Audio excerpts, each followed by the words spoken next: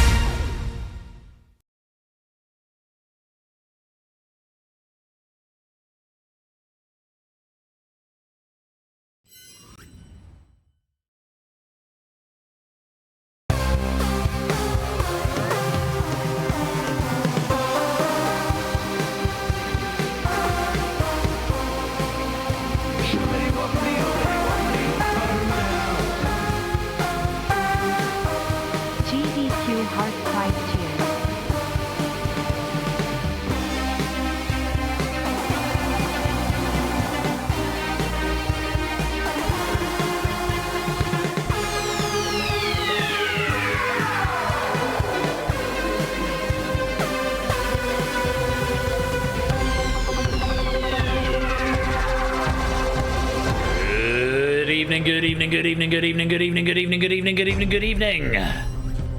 And welcome everybody to Game Night. It is Thursday the 14th of May. It is just approaching 8:05 here in the UK. I hope you are all doing well. My little co-host has come to say hi, as I knew he would. Here's a message from our sponsor, JR Plays Games. Tough but fair, JR. That's what they call me. Thank you very much for the 22-month subscription there, JR. Most grateful to you. And also, big thanks to Brisbane for the 47-monther, to it Sotley for the 65-monther. 65 months. Time is silly. I remember when all this was fields, before they built a shopping centre or flats or whatever they're building on land now. Yeah, very cute pup here. Although he's got... Oh, big yawn. Am I boring you? Am I boring you already, boy?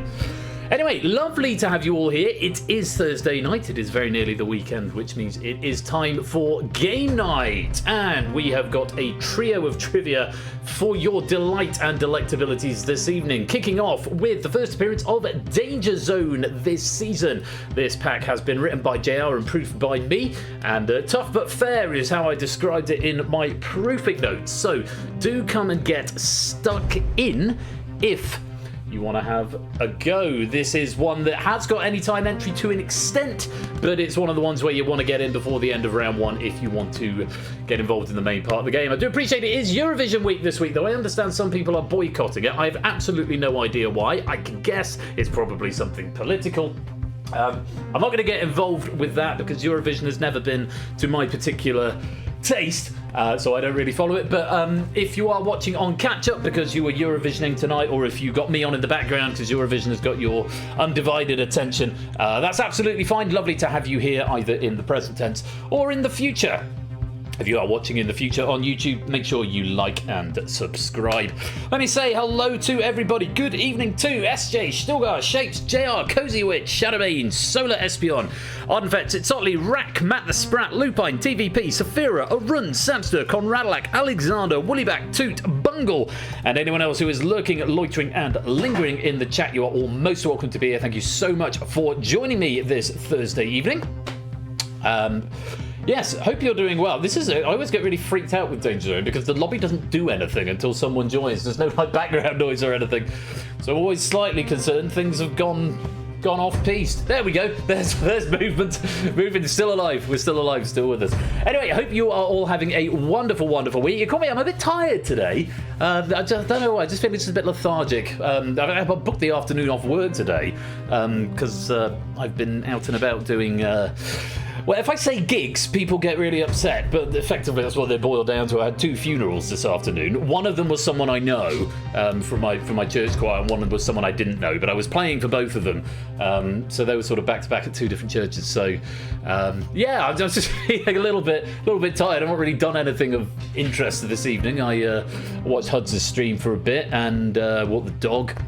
I got an appetizer because there was no cold Prosecco. So I'm having the tiny can of appetizer.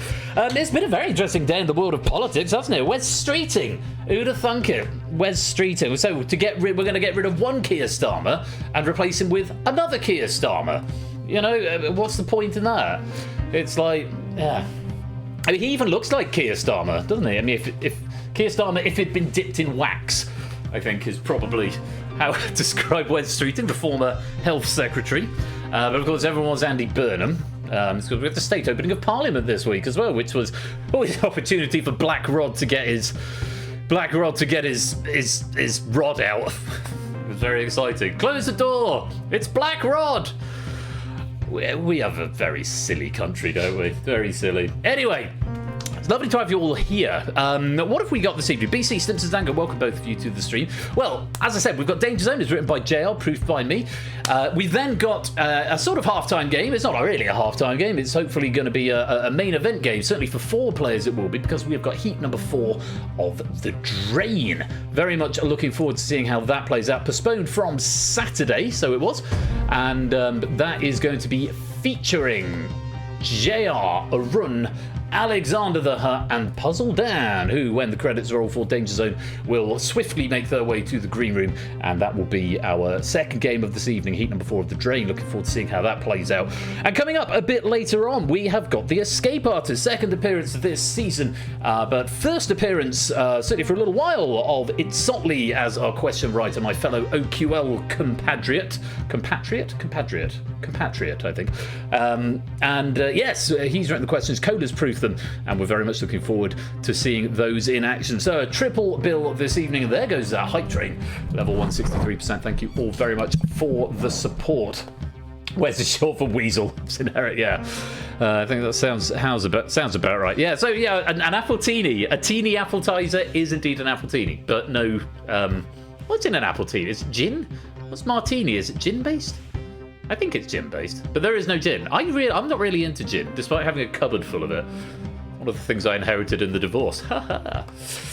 Yes, all the gin. But she got the house. Anyway, no, let's not get into that.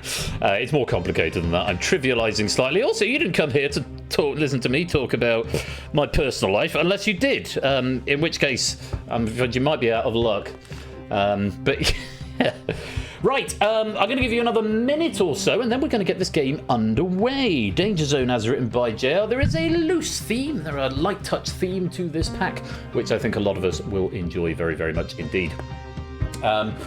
What else has happened this week, just in the last minute? I went to the theatre. On Tuesday night. Went to see Magic, which is a new play by David Haig. Many of you may know as Inspector Grimm from The Thin Blue Line. Not only wrote it, he also starred in it. And it was very, very, very good. Very, very good. Explored the sort of relationship and rivalry, if you will. Well, not quite rivalry, but between Houdini and Arthur Conan Doyle.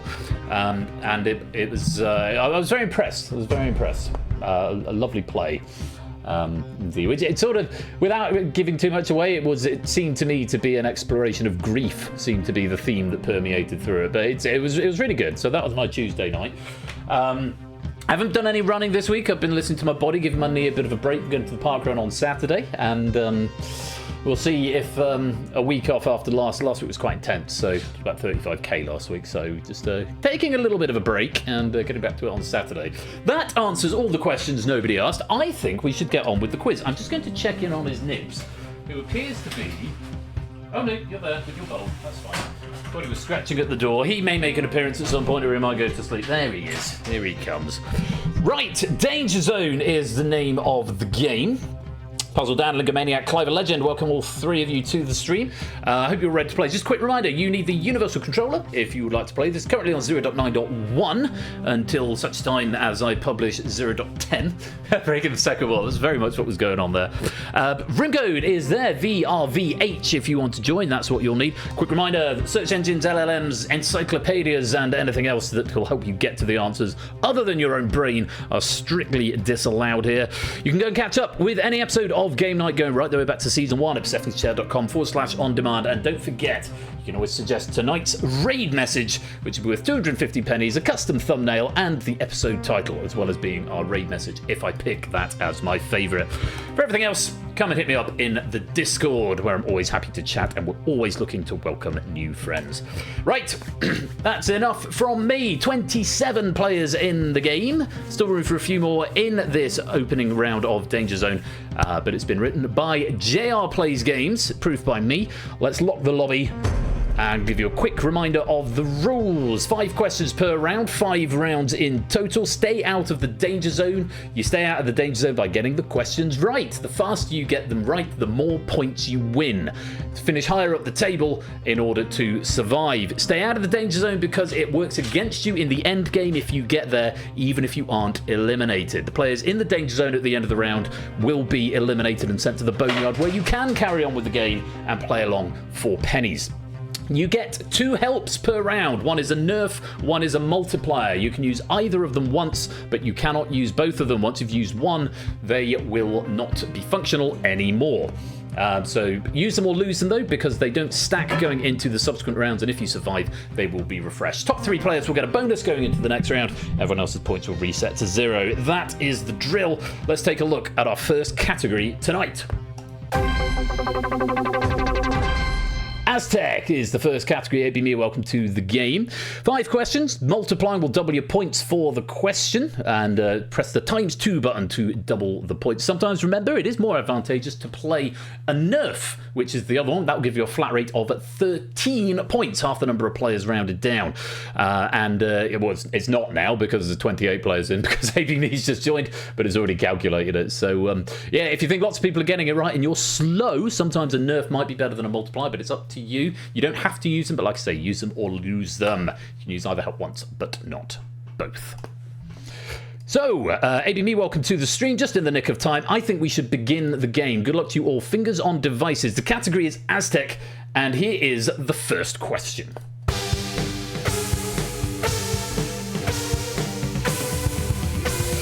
The Aztec was an SUV produced by General Motors and marketed under which brand? Chevrolet, Buick, Pontiac, or Cadillac?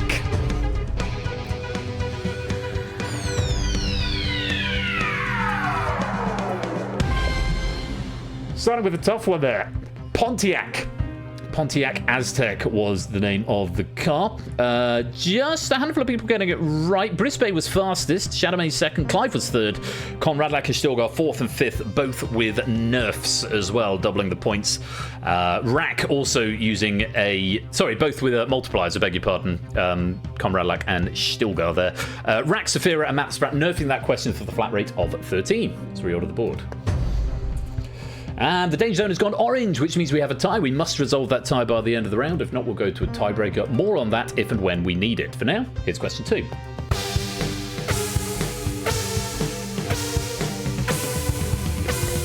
Estadio Azteca is the first stadium in the world to have hosted which event twice? NFL Super Bowl, Olympic Games, FIFA World Cup Final, World Athletics Championships.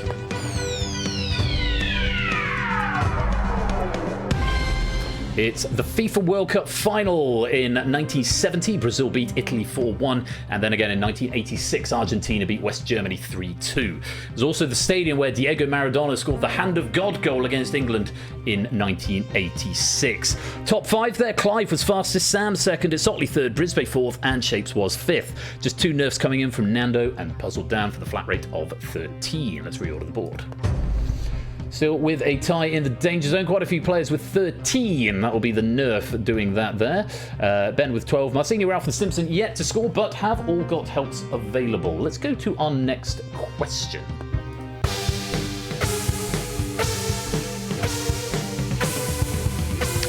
The Aztec capital of Tenochtitlan was built on an island in which lake? Now the site of present-day Mexico City. Lake Pupo, Lake Titicaca, Lake Texcoco, or Mar Chiquita? It's Lake Texcoco, situated on the western side of the lake. Tenochtitlan is now the historic center of Mexico City. And on that one, Nando was fastest, Arun was second, Woollyback third, Silver Electron fourth, and Cola was fifth. 3 multipliers coming in for Paulus to Shapes and Clive, all of them incorrect. So unfortunately, that's going to be no points because double 0 is still 0. Let's see if we've got a standard danger zone yet. Still a tie. 3 players on 13. L, Puzzle, Dan, and Safira. We've got 2 questions to resolve that tie. That looks like Conrad Lack up at the top end. Woollyback's in second, and Stilgar is in third. Still a few helps dotted around. Make sure you use them because they don't stack going into the next round. See if you want to use it on question number 4.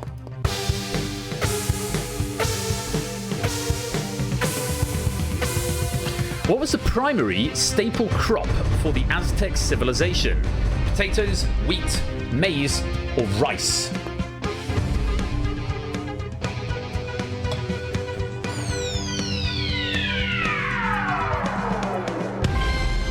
And that's time. Maize was the correct answer. Maize corn seems to be the prevailing theory. Most players getting this one correct here.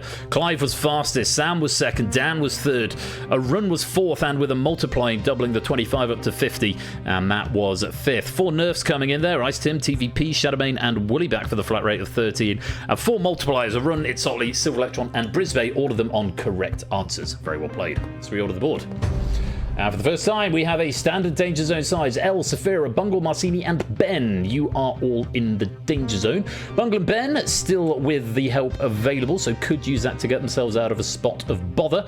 Get out of that Danger Zone by the end of the next question, or you will be eliminated. A run now at the top with 95, Conradalak in second, and Brisbane in third, as we go to question number 5.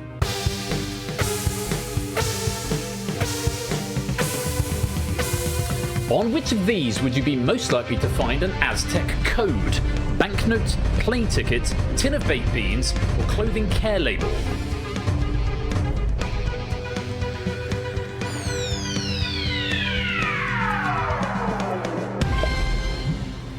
It's a plane ticket. It's the square QR style matrix code that you get on travel tickets. Looks a lot like a QR code, is subtly different. It's able to encode over 1900 bytes of data, which is over 3000 letters or over 3800 digits.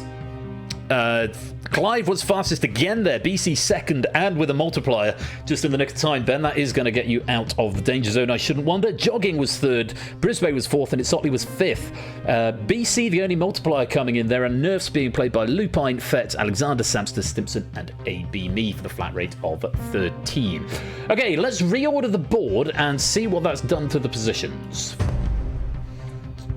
And there we have it. We've got a standard Danger Zone size. We are going to lose those players. I'll say more about them in just a minute. Over at the top end, Brisbane finishes on top with 120. Clive and Otley tying up second with 110. And it's a run in third with 98. Very well done. You four will get a little boost going into the next round. And you'll be joined there by Conradalak, Woollyback, Wellamar. I'm just going to read the names on the graphics, I think. Silver L, Alexon, Stilgar Sam, Ice Tin Ben, Cola, Paulister, Nando, ABB, Matt, Ralph, Shapes, Shadow, Puzzle Dan, and Fets, all of whose points will reset to 0. Congratulations, you are through to round 2. We will see you there. Unfortunately, Marcini, Stimpson, L, Safira, and Bungle. Not enough points, not high enough up the ladder, and Bungle with that help left as well. You could have nerfed to get yourself out of trouble there. That would have taken nerf, would have taken you up to 32. Actually, that wouldn't have got you out of trouble. You needed to multiply. But even still, that's the way it goes. You get to go to the Boneyard and continue the game. And remember, there is still a medal for the most correct answers in the Boneyard. So do keep playing for a chance of that medal and your penny bonuses. But unfortunately, it is the end of the round. You are in the Danger Zone, which means we have to say goodbye.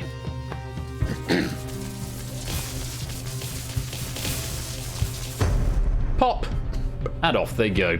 We've got a 5-way tie in the Boneyard at the moment. Bungalow, Marcini, Safira, and Stimpson all with a single correct answer, all sharing the crown. The 5 players in the Danger Zone, Ralph, Sam, Shapes, Puzzle, Dan, and Shadow. Don't worry, that doesn't count as a mark against you. It's just where you've happened to end up come the end of the round. So, yes, that's not a Danger Zone mark against you. Don't panic. Brisbane start with 11, Clive and Otley with 7, a run with 5. Let's play on round 2. From Aztec to Industrial, 5 questions this round. Multiplying doubles your points as it did before, and nerfing will give you a flat rate of 11 points. Slightly nerfed nerf compared to the last round where it was 13. It should have been slightly higher, but that's the way it goes. Again, you can use either help once, but not both, and they don't stack, and if you survive the round, you'll get a fresh one anyway, so use them or lose them.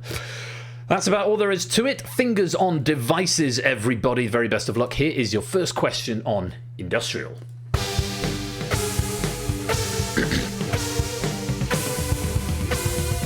Which of these is not an ingredient of concrete? Aggregate, cement, lime, or water?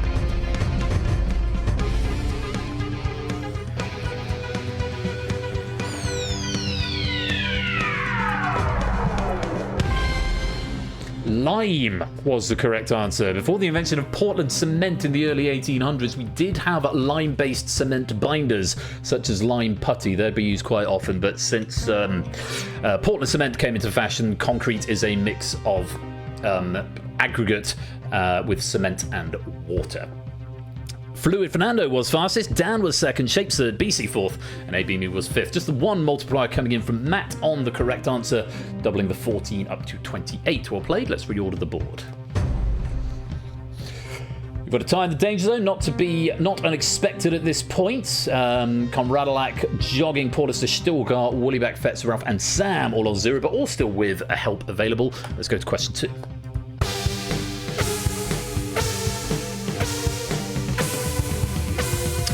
The first industrial revolution began in Great Britain in which century? 16th, 17th, 18th, or 19th? Good, that works.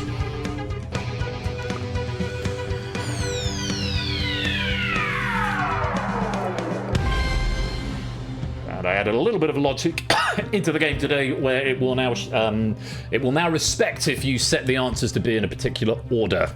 Which it didn't do before. 18th was the correct answer. I didn't actually test it. I just trusted my own logic that it would work, and blissfully it does.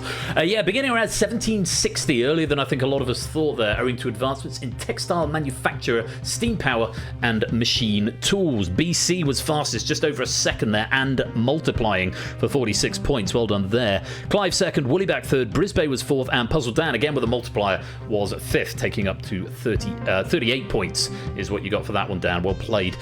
Multipliers coming in BC Dan and Ice Tim, all on correct answers, and nerfs from Stilgar and Paulister for the flat rate of 11. Let's reorder the board. Still with the tie, Paulister and Stilgar tied up on 11, which is causing the orange in the danger zone. Let's see if we can resolve it on the next question. Take a look at this.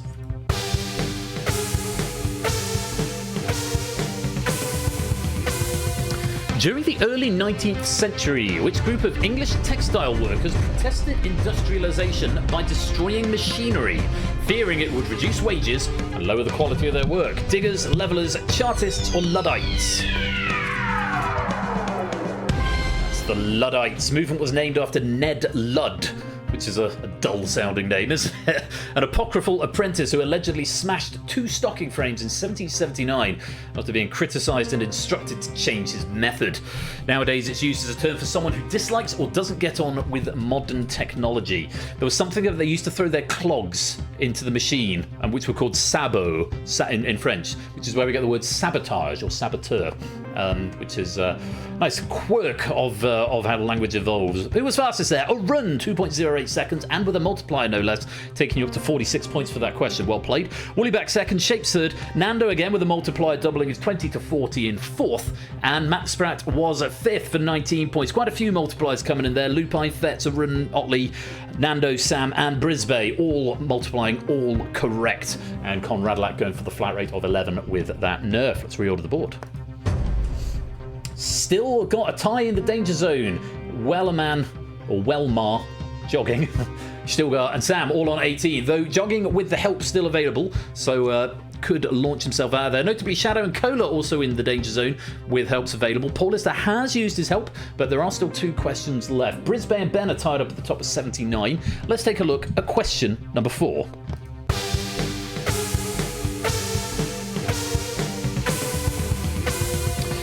Which invention derives its name from the Greek word meaning power?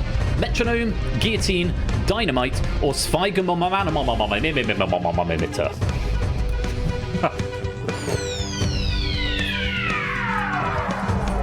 I know I was gonna pull that up when I was proofing this earlier on. I thought I'll try and read it through, but I'll do my best with it. I was just glad it was the 4th option. Bloody hell. In the beginning, sphygmomanometer. Yes, sphygmomanometer, I think is probably what it is. Sphygmomanometer. It's not the answer. The answer was dynamite. Originally called Nobel safety powder, but it was changed to dynamite from the ancient Greek dynamis. So, that's where we get dynamite from. Iceton was fastest there, 2.12 seconds. Woollyback second. Alexander was third, and with a multiplier no less, taking you up to 42 points for that. Paulister fourth, and Arun was fifth. Just the 3 multipliers coming in there. Alexander, Shadowmane, and Jogging. Very well done. Let's reorder the board. Paulister, just like that, you've gone from the bottom of the danger zone to the top of the danger zone, just a point behind Stilgar with a question to go, so there is still time for you to get out of the danger zone. Ben in the top spot with 85, a handful of help still available in this game. Let's take a look at the final question of the round.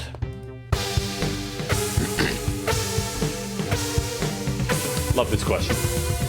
Lunch atop a skyscraper is a photo taken in 1932 of 11 iron workers sitting on a beam suspended above the construction of which Manhattan building? Times Square Tower, World Trade Center, Rockefeller Center, Home Life Building. I mean, I've seen that painting, that photograph so many times, and I was convinced it was the Empire State Building until I came to do the proofing earlier on. Turns out it's the Rockefeller Center. It was a staged photograph arranged as a publicity stunt, part of a campaign promoting the skyscraper. Obviously didn't work because I didn't know which building it was from. Very amusing. Nando was fastest, although it was nearly 100 years ago. Nando was fastest, Clive second, AB Me third, and both of those two with multipliers. Lupine fourth and Woollyback fifth, also with a multiplier there. Shapes, Woollyback, Clive and AB Me all multiplying on correct. Silver Electron multiplying but on an incorrect answer. Are you going to survive the drop, Silver Electron? It looks fairly safe, but let's find out as we reorder the board for the final time this round. Oh, look at this. How exciting. We've got a tie. Let's go to the things that we know for sure. Woollyback finishes on top with 103. Ben in second with 100. And Alexander in third with 97. Very well done, you three. You will go into round three with a little boost. And you will definitely be joined there by AB Me, Shapes Nando, Otley Brisbane, Ice Tim Clive, Dan Arun, Matt Conradlak Fetz, and Shadow, all of whose points will reset to 0. We are sadly going to lose Still got Paulus to Sam and Cola from the game, but we have got to resolve this tie. Silver Electron, Jogging, and Ralph all on the same score of 48, but we can only have a set number of people being eliminated, and I believe it's 6. So that means only one of you can get through. And in order to resolve it, we are going to a tiebreaker.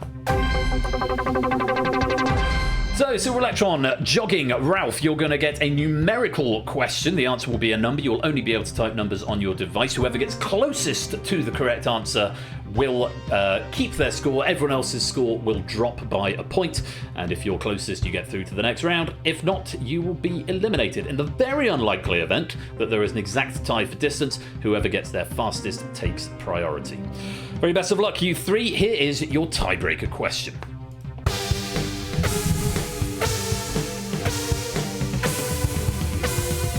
What is the women's 5,000 metre Olympic record in seconds?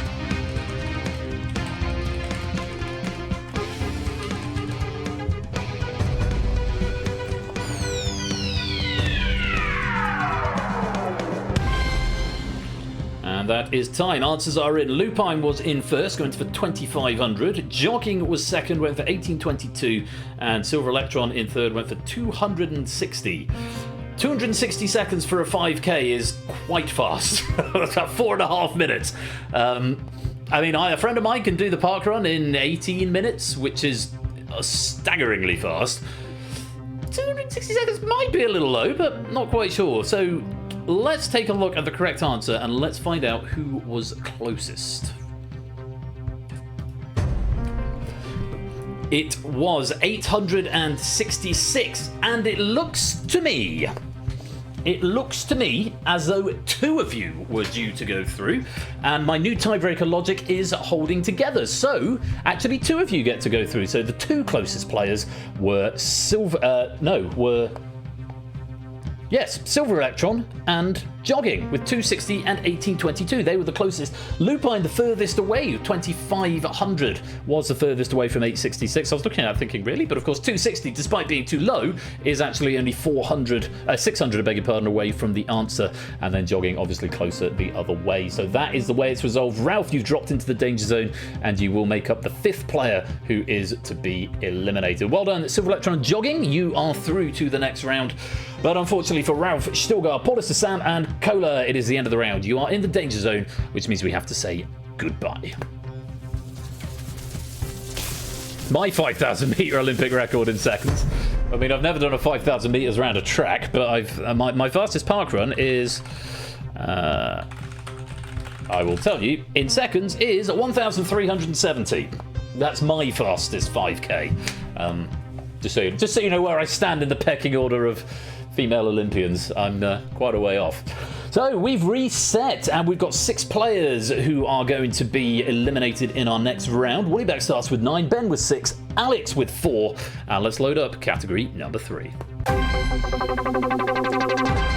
Futuristic is where we're going next. Into the future. Another 5 questions this round. Multiplying is going to double your points for the question, and a nerf is going to net you 9 points half the remaining players. And as before, you can use either help once, but you cannot use both. Simpsons Angle now has the Boneyard crown with 6 questions correct out of 10, though a number of players nipping at his heels. Stilgar, L and Cola all on 5, just a point behind. Let's see what happens in the Boneyard and indeed in our main pool of players as we go to round 3. It's futuristic. Let's play Danger Zone. I haven't said that yet tonight. That's the catchphrase of this game. How awful. Here's your question. Which of these UK magazines is owned and published by Future PLC? Hello, Kerrang, New Scientist, or PC Gamer? It's the time to use that button, isn't it? Where is it? There it is. Paulus, the Silent Marine, Oni, Silver Electron, Nando, welcome all of you to the stream. PC Gamer is the answer. Yeah, Future PLC principally feature computer and technology tangential content. The others are not from Future. Matt Spratt was fastest, Clive was second, Brisbane third, Silver Electron was fourth, and Shapes was fifth. Just one multiplier from Dan, unfortunately, on an incorrect answer. Ice Tim and Woollyback opting for the nerf for 9 points. Let's reorder the board. Again, we've got a tie in that there Danger Zone, but plenty of questions still to resolve it. Matt and Woollyback tying at the top with 18, though Matt with a slight advantage with that help still available. Let's go on. Question 2.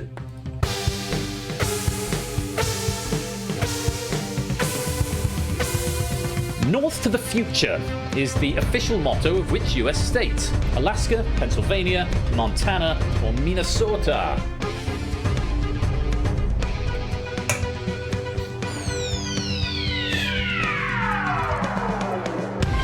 Alaska, adopted in 1967 for the centennial of the Alaska Purchase. Most players getting this one right. Clive was fastest, a run second, BC third, Woollyback fourth, and Matt was fifth. Just a one multiplier there, coming in from Otley on a correct answer, doubling your 4 to 8. That's one of the examples where you would have been better off playing a nerf, because a nerf was worth 9, but never mind, it's still points. Let's reorder the board.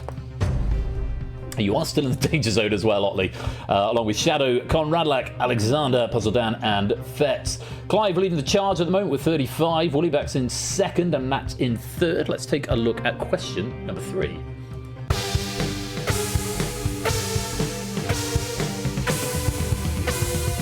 Which band was known as The Future when they originally formed in 1977? Human League, Tears for Fears, Depeche Mode, Duran Duran.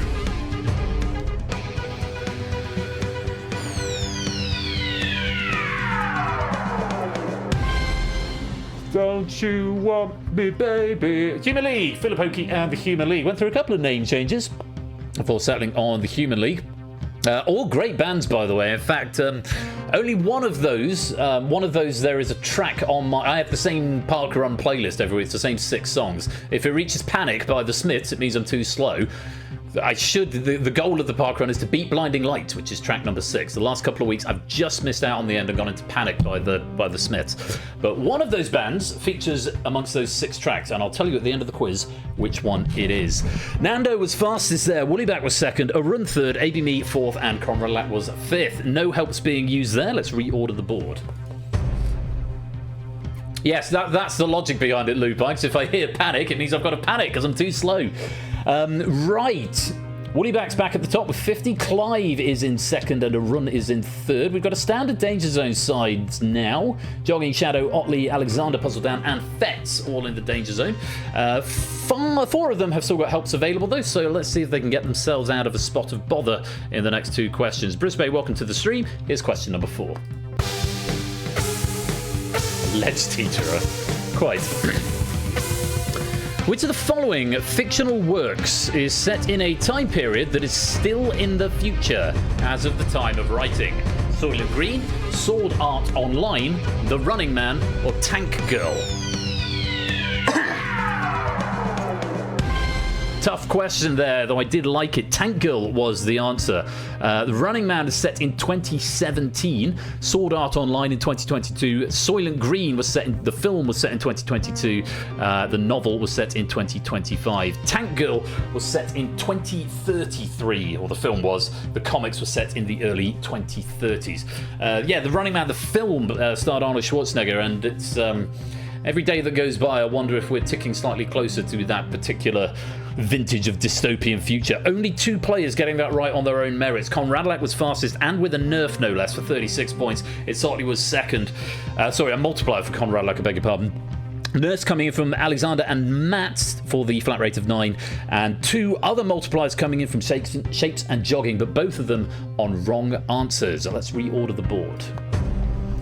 Not masses have changed, but Conradalak zooms to the top, and with just a single question left and a handful of helps in play, this is still anyone's game. It's very tight around the danger zone cutoff. Ben on 22 in safety, Shapes on 21 at the top of the danger zone. Let's see what happens with question number 5. Good luck.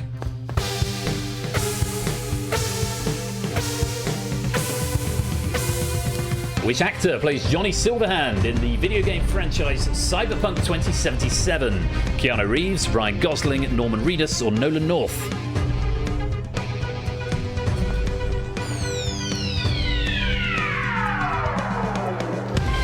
Keanu Reeves, that one was one I happened to know despite having not played the game. And yes, is a character in a video game that is not played by Nolan North or Troy Baker, who seem to play most of the characters in most video games, it seems.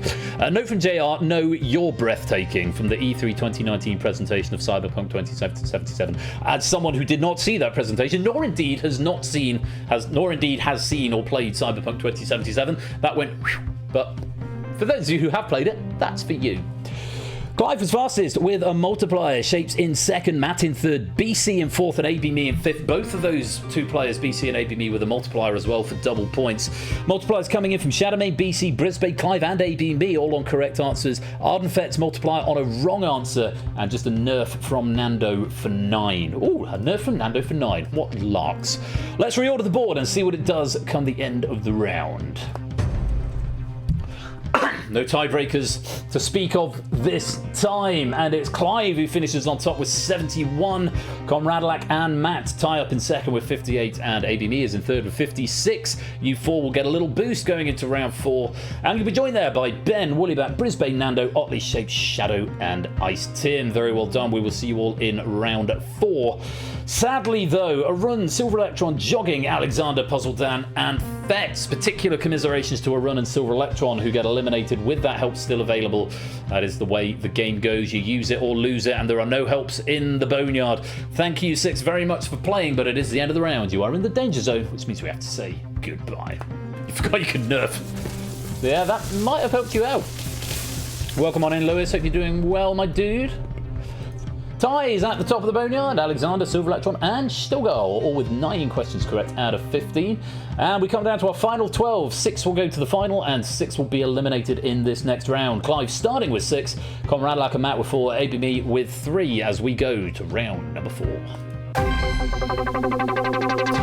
It is indeed the medieval round. 5 questions, multiplying doubles your points as before, and nerfing gets you the flat rate of 6. As before, you can use either help once, but not both. And a note from JR to say hi to Mumsy for me, will you, Ben? Hi, Mumsy. Hello, Mumsy. So get a harmonica. I had a harmonica kicking around. That would be just Pog for this moment right here. Right, it's medieval. Good luck, everybody. Points are as they are on the board. Can I do my best Ed Tudor Pole? I don't say Tudor Pole, but you can call me Ed. He was in a film called Talos the Mummy, which came out in 1995. It was one of those Channel 5 fodder films, which I once mistook for the 1999 Brendan Fraser version of The Mummy and was terribly, terribly disappointed.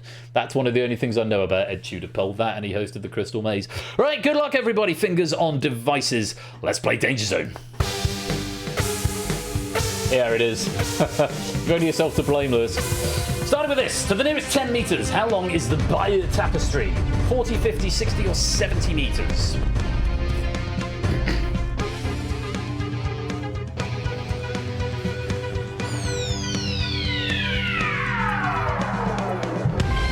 Tough one to start with, only it's Otley getting it right.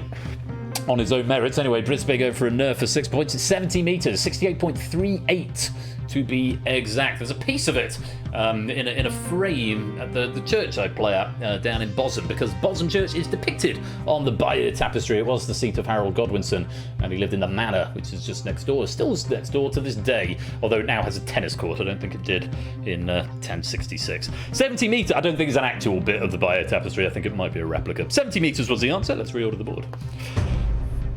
Very long. We have got a standard danger zone, despite most players getting that one wrong. Everyone in the danger zone has 0. Let's take a look and see if we can change that with question number 2.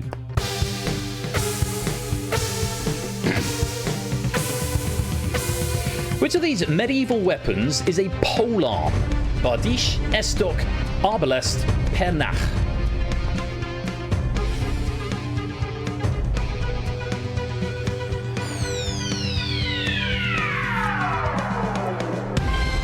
Digging deep here. Well done, you 3.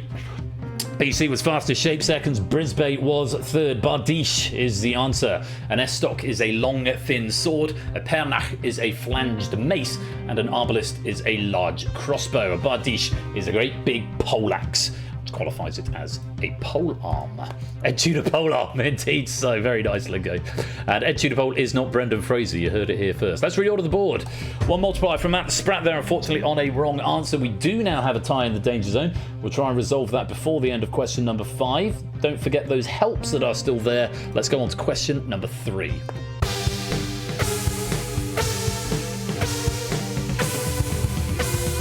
Which 12th century abbess, composer, mystic and polymath is known for her theological writings and musical work Ordo Virtutum? Clare of Assisi, Julian of Norwich, Hildegard of Bingen or Catherine of Siena? It's Hildegard of Bingen is the answer. Shape's the fastest there. It's Otley second with a multiplier, and Matt Spratt was at third. One other multiplier coming in from Clive on a wrong answer. And Conradlak going for the nerf of 6 points. Yeah, along with Ordo Virtutum, 69, nice, of her musical compositions survive. And she is one of the best-known composers of Sacred Monophony. Someone I do vaguely remember the name of way back when from my degree. It's not someone I've encountered since, so very well done if you did know that. Hildegard of Bingen. Let's reorder the board. We resolved the tie. Otley now in the lead with 34. Shapes in second with 23. Brisbane in third with 16. Ben and Shape still with the help available. AB Me, Ice Tim, Nando and Shadow also with the help available, though currently in the danger zone. Still 2 questions left. Let's see what happens with question number 4. And if front, welcome back from your errands and welcome to the stream. Question 4.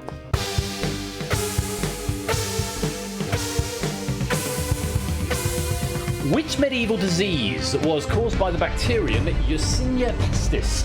Dysentery, leprosy, bubonic plague, or smallpox?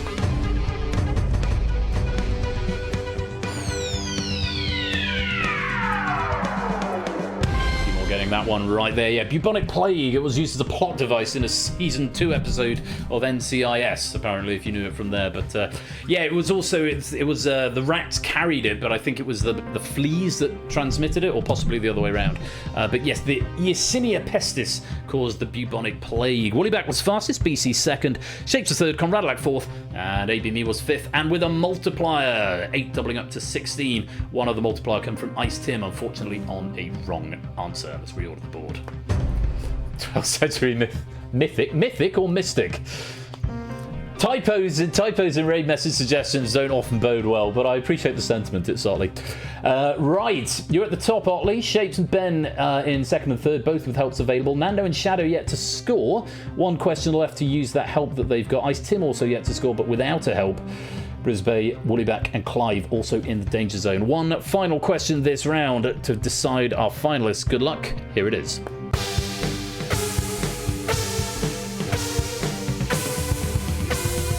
In 1309, Pope Clement V moved to which French city to escape political instability in Rome? Versailles, Marseille, Avignon or Brest?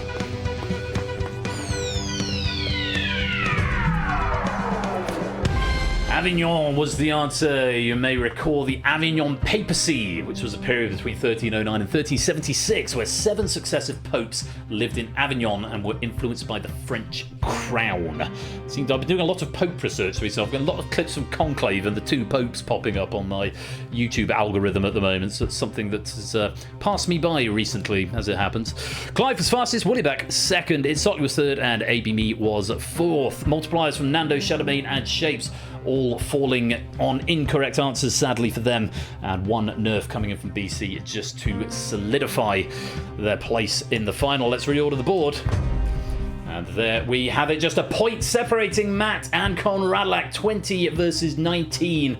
But that is how the game goes. Otley, Shapes, Ben, ABME, Woollyback, and Matt, you are this week's finalists. Congratulations to you. We will see you there in just a moment. No boosts. I'll explain how the scores work in just a moment. Unfortunately, Conradlac, Clive, Brisbane, Ice Tim, Nando, and Shadow. A great run to get to round 4, but unfortunately, you can go no further. It is the end of the round. You are in the danger zone, which means we have to say goodbye.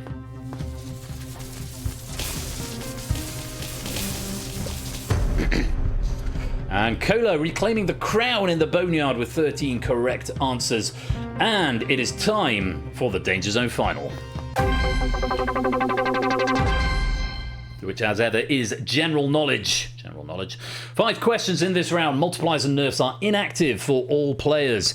Live players, you have started with a score equal to the total correct answers minus the total times you've appeared in the danger zone, which is why I've been saying since the beginning it's a bad idea to get in the danger zone because it does affect your score at the end. So in the case of Otley, I don't have all of the individual stats, but let's say Otley got 15 out of 20 and was in the danger zone 4 times. That's how he's ended up starting with a score of 11. Will you start the fans, please, is what JR's notes here say. So Otley on 11, Shapes and Matt on 9, AB on 7, Ben and Woollyback on 6. So it's just a single question separating, in fact less than a single question separating the top from the bottom, because with 5 questions, a maximum of 6 points available per question. Which means, 30 points up for grabs altogether. Gold, silver and bronze available, plus a Boneyard Lobby medal up for grabs as well. It's general knowledge, but I wonder if we're going to have something possibly 1990s game show related. Let's find out. Good luck to you all. Let's play Danger Zone.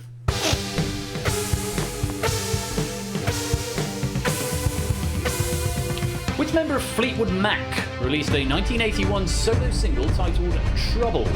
Mike Campbell, Stevie Nicks, Christine McVie, or Lindsey Buckingham?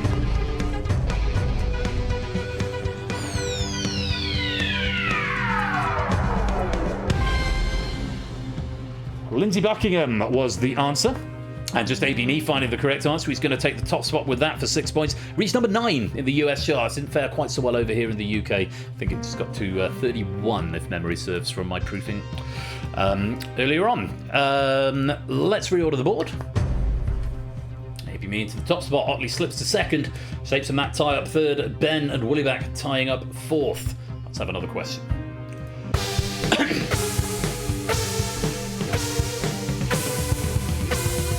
Which product's prototype was codenamed Dulcimer?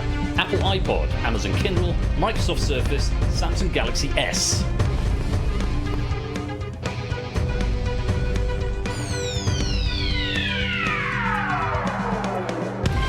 It was the iPod. This was confirmed by the father of the iPod, Tony Faddle, on Twitter in 2021. Shapes got there first, Woollyback was 2nd, BC was 3rd. Very interesting spread of scores. Let's see what it's done to the board. Shapes taking the top spot off AB&E, who slips to 2nd. Otley and Ben now tied up in 3rd with 11. Woollyback on 10, Matt on 9. A tie for the crown between Colette and Stilgar in the boneyard. Still 3 questions to go. Anybody's game. Question 3.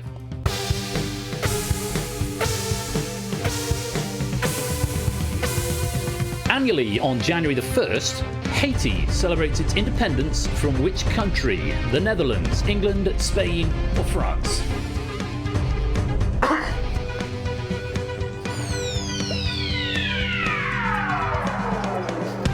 One of only a handful of countries round the globe that we've never colonised and subjugated. It was in fact France. It includes the tradition of eating soup joumou, owing to the fact that the enslaved Haitians were forbidden to eat it whilst under French rule. So, I was about to say a fun fact. It's not it's a rather harrowing fact, but interesting fact. I think it's quite interesting, which we're all here for. Woollyback was fastest, Shapes 2nd. Not a lot of time between them. They're just 0.2 seconds. BC was 3rd, Matt Spratt was 4th, and Otley was 5th. Just AB&E airing on that one. Let's reorder the board. Oh, all change in the middle. 2, 3, 4, and 5 swapping around, but Shapes retaining the lead with 20. Woollyback into 2nd with 16. Ben in 3rd with 15. Tie now between Otley and AB&E with 13. Matt still a point behind on 12. Colette and Stilgar still neck and neck with 14 apiece. Said the Haitians, no soup for you. Say that with a French accent. Oh, lovely, lovely, lovely. Question 4. Take a look.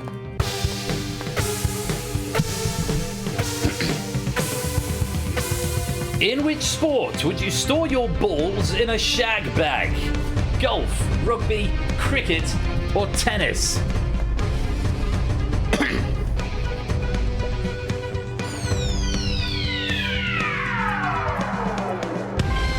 All the things we're talking about tonight. I can honestly say I've never put my balls into a shag bag because I'm not really a golfer. Golf was the answer. My notes from JR go he. Ahem. Yeah, used for storing balls during practice is usually made of nylon and aluminium, or aluminum if you're American and therefore wrong. Shapes was fastest, ABME was second, Matt the Sprat was third. Shapes, I think, might have cemented his victory with that answer. Let's reorder the board and check out the scores. Indeed, he has 8 points clear of second place. Shapes is going to take the gold, but the race is still on for silver.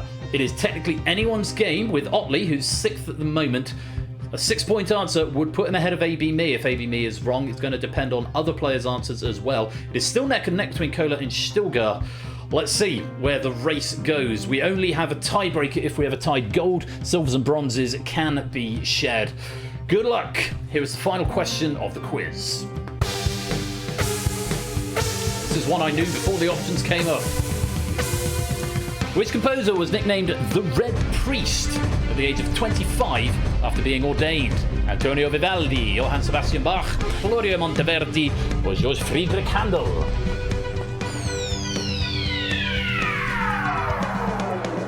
It was Vivaldi, nicknamed Il Prete Rosso, or the Red Priest, on account of his red hair. Il Prete Rosso! Yes, he had marvellous red hair, so the stories go. As well as being a fine composer, he was also a man of the cloth. Woollyback was fastest, BC was second, Shapes was third, Matt was fourth, Sotley was fifth. ABME may have just lost his silver medal there. Let's reorder the board one final time. Indeed, he has, and that is the end of the quiz. So, a quick scan of my medal cabinets here to see how things stand. It is a Boneyard medal, a Boneyard crown for Cola, making that his 16th Boneyard medal. Congratulations, Cola, on that medal. Very, very well. Just eking out Stilgar and Ice Tim there. Very, very well played indeed. Otley finishes in 6th, very sadly. Unfortunately, no medal. You've got a gold and a bronze, not making a full collection of silvers tonight, as well as 2 Boneyards. Well played, 6th place for you. ABME finishing in 5th with 18 points. You have got at least one of each, 2, 3, 5, and 4 for gold, silver, bronze, and Boneyard, respectively, but not another one being added tonight. Just missing out by a single point going out on the bubble. It's Matt the Sprat, who's, Matt, still yet to medal in Danger Zone. It'll happen. It'll happen, my dude. But unfortunately, it's not going to be this evening. But a valiant performance and 4th place, very well earned. It is a bronze medal for BC. That's his 4th bronze medal in Danger Zone with 20 points. For Woollyback, it's the first time medal for Danger Zone, taking the silver with 22. Very, very well played. But in the top spot, taking his 9th Danger Zone gold to go with his 5 silvers, 6 bronzes, and 5 Boneyards, finishing on 30 points. The Danger Zone champion tonight, it's Shapes.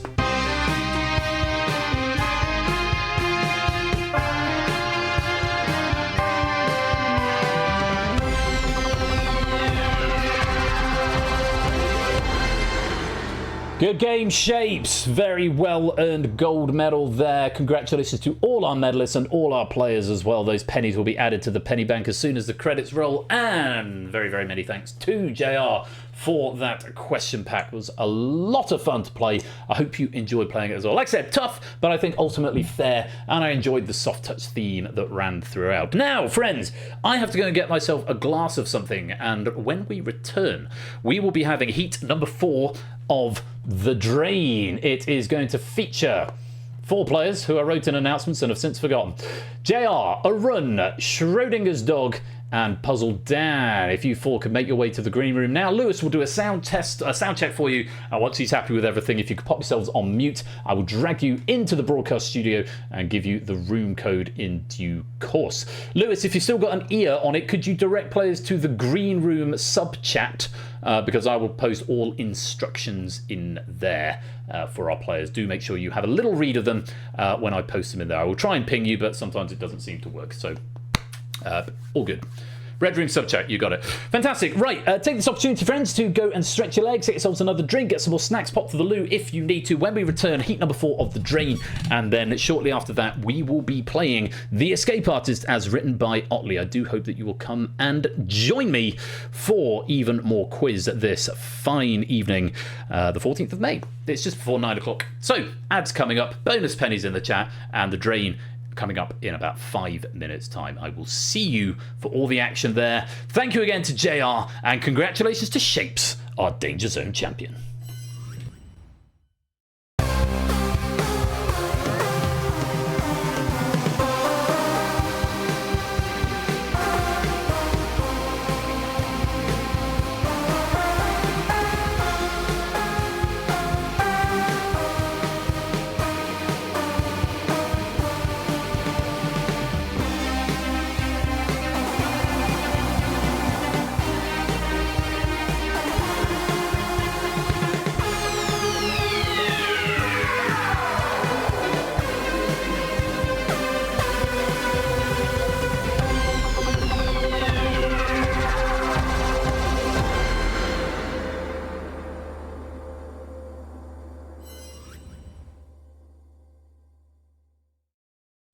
More game night for you in just a second.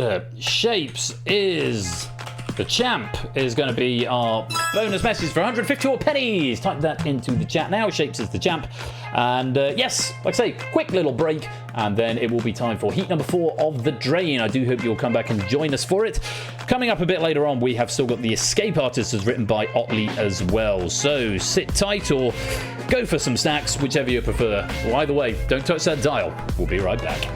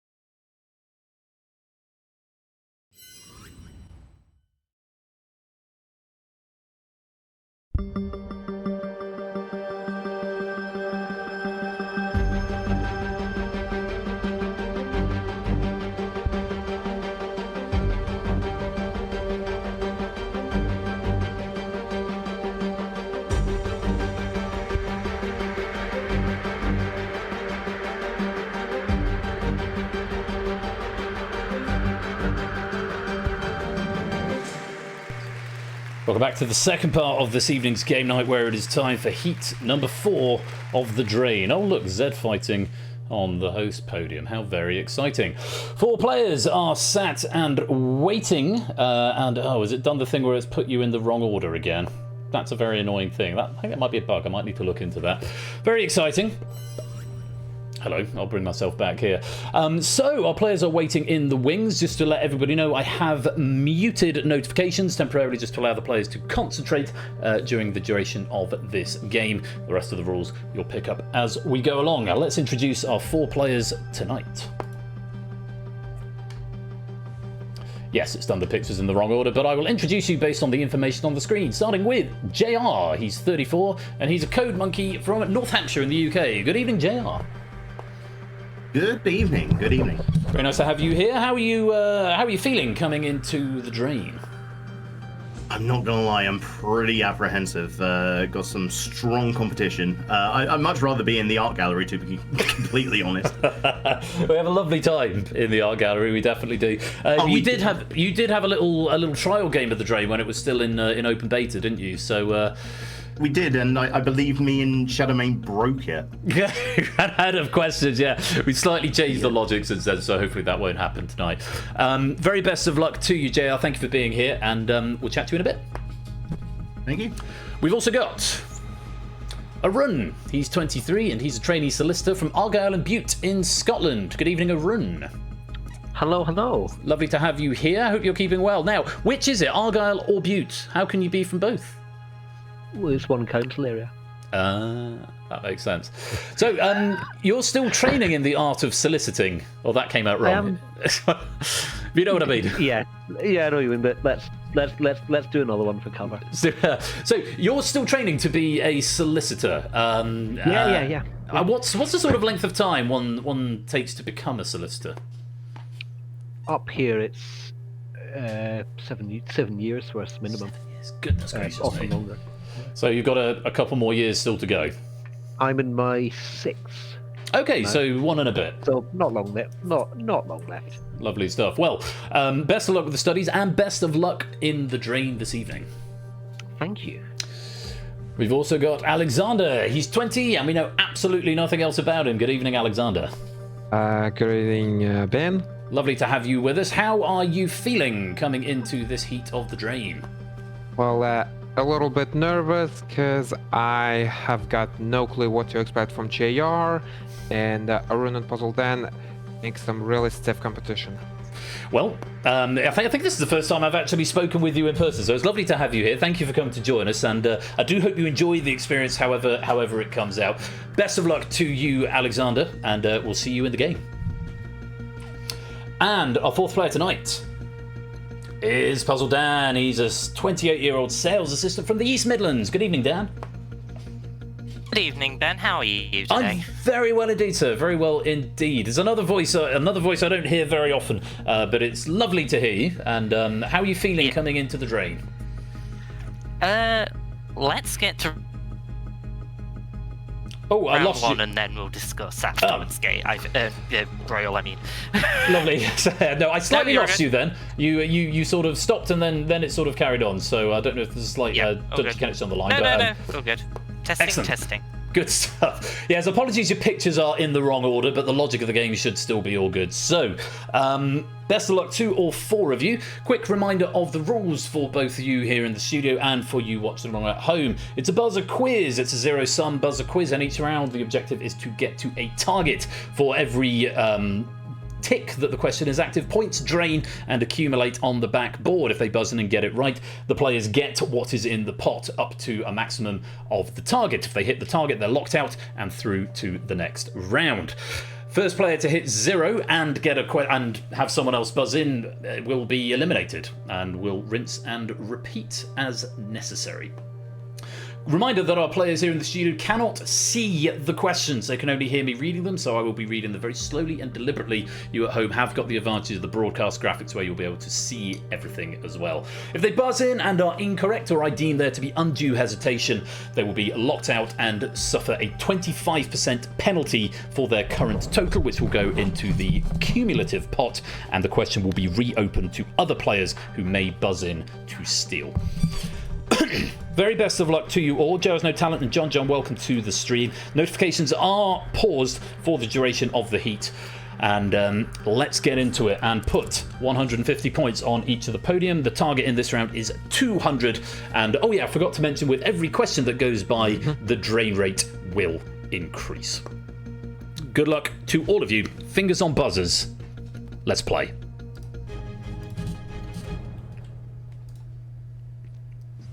Roquefort is a cheese made from the milk arun. Sheep. Correct. Tracy Beaker is a character created by which English arun? Jacqueline Wilson. Correct. In health and safety, what is hazmat short for? Alexander. Hazardous material. Correct. The Galaxy line of phones are made by arun. Samsung. Yes, they are. If x equals 3, what is the value of 5x plus 1? Alexander. 16. One more time. 16. Correct. Who has played the character Mr. Bean for over 25 arun? Ron Atkinson. Correct. According to a popular saying, you can't make an omelette without JR. Eggs. Correct. Ljubljana is the capital arun. Slovenia. Correct. Who created the literary characters Hercule Poirot and Miss Alexander? Agatha Christie. Correct. A yellow jersey is worn by the leader JR. Tour de France. Correct. Swans reflecting elephants and the burning giraffe are paintings by which surrealist artist? Dan. Picasso. Incorrect. JR's not going to buzz. Salvador Dali. The Venus de Milo is on display at which French puzzle Dan? Toulouse. Let him have it. He's having I will chalk that up to a communication issue, and I will let you have that, Dan. The Louvre is correct. Okay. Who wrote the 2022 best-selling book The Housemaid, later adapted into a Sydney Sweeney film? I'll time you out. Frida McFadden. What number is opposite 6 on a dartboard? Dan. 17. Incorrect. Time out. It's 11. Next go wins. In text speak, what does BTW stand for? JR. By the way. Correct. That is the first time in this tournament we have come to a one-question shootout, which is when two players both hit 0, and it's effectively next goal wins. Very well done there, JR, just sneaking in. I thank you for your integrity as well. Yeah, Dan, I did chalk that up to communications issues. I did hear Louvre later, but there was a long silence before, but we let you have it. But as it happens, not enough on this occasion, but you do get 2 points for taking part in the day, and of course, we have got another heat to look forward to in a few weeks' time. Yeah. Thanks for having me, man. Always a pleasure, Dan. Thank you very much. I'll pop you back in the green room, and we will see you again soon. So Dan leaves us, and JR, Arun, and Alexander all progress to the next round. Let's go there now.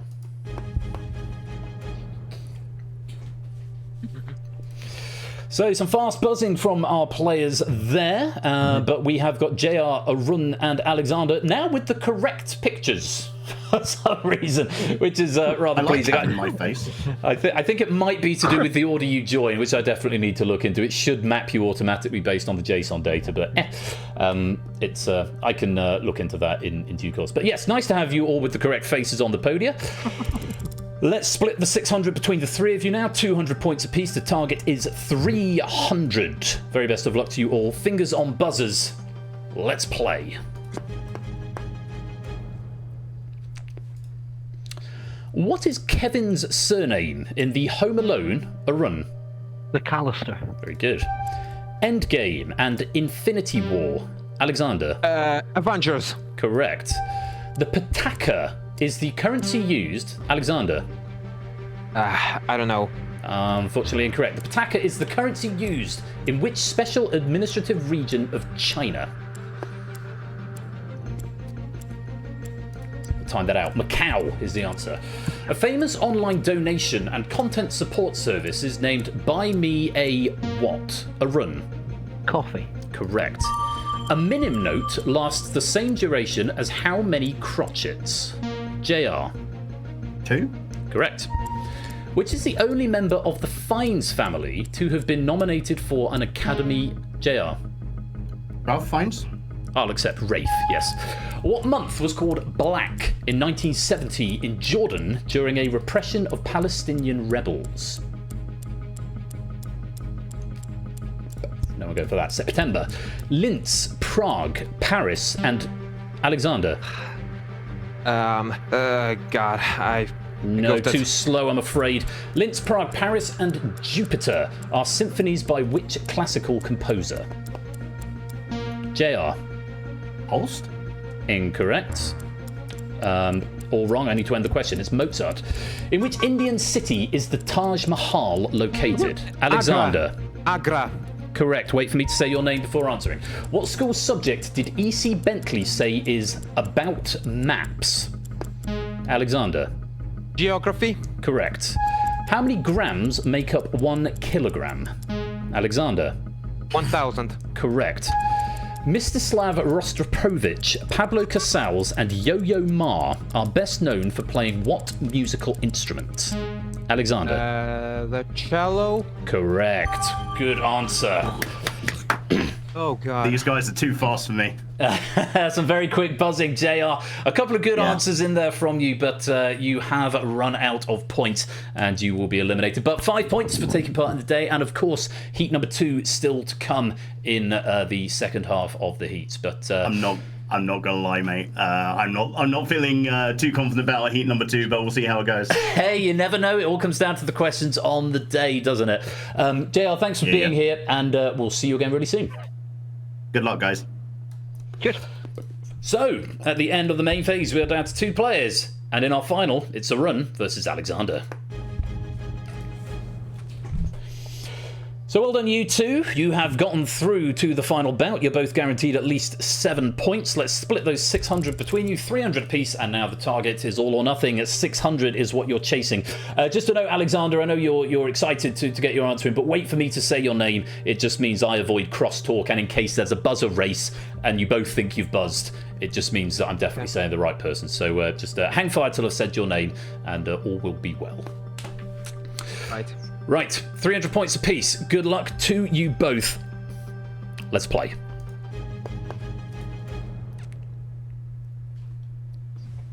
In which country is the chocolatier company Lindt headquartered? Alexander. Switzerland. Correct. Bacardi Carta Blanca is what type of alcohol? Arun. Rum. Correct. Chaos Draft, Elder Dragon Highlander, and Judge's Tower are formats most associated with what card game? That's Magic the Gathering. Mark Carney is the current Prime Minister of Arun. Canada. Correct. Spirit of Justice and Trials and Tribulations are both entries in which video game series? No one, that's Ace Attorney. What is the last book of the New Testament of the Bible? Alexander. Revelation or Apocalypse. Yes, the Revelation of John, correct. Amy Coney Barrett and Clarence Thomas are US Supreme Court Arun.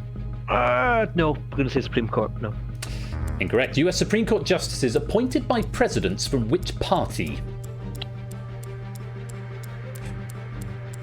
Time that out. Republican. The video game Balatro is based on which card game? Arun. Poker. Correct. Triton is the largest moon. Alexander.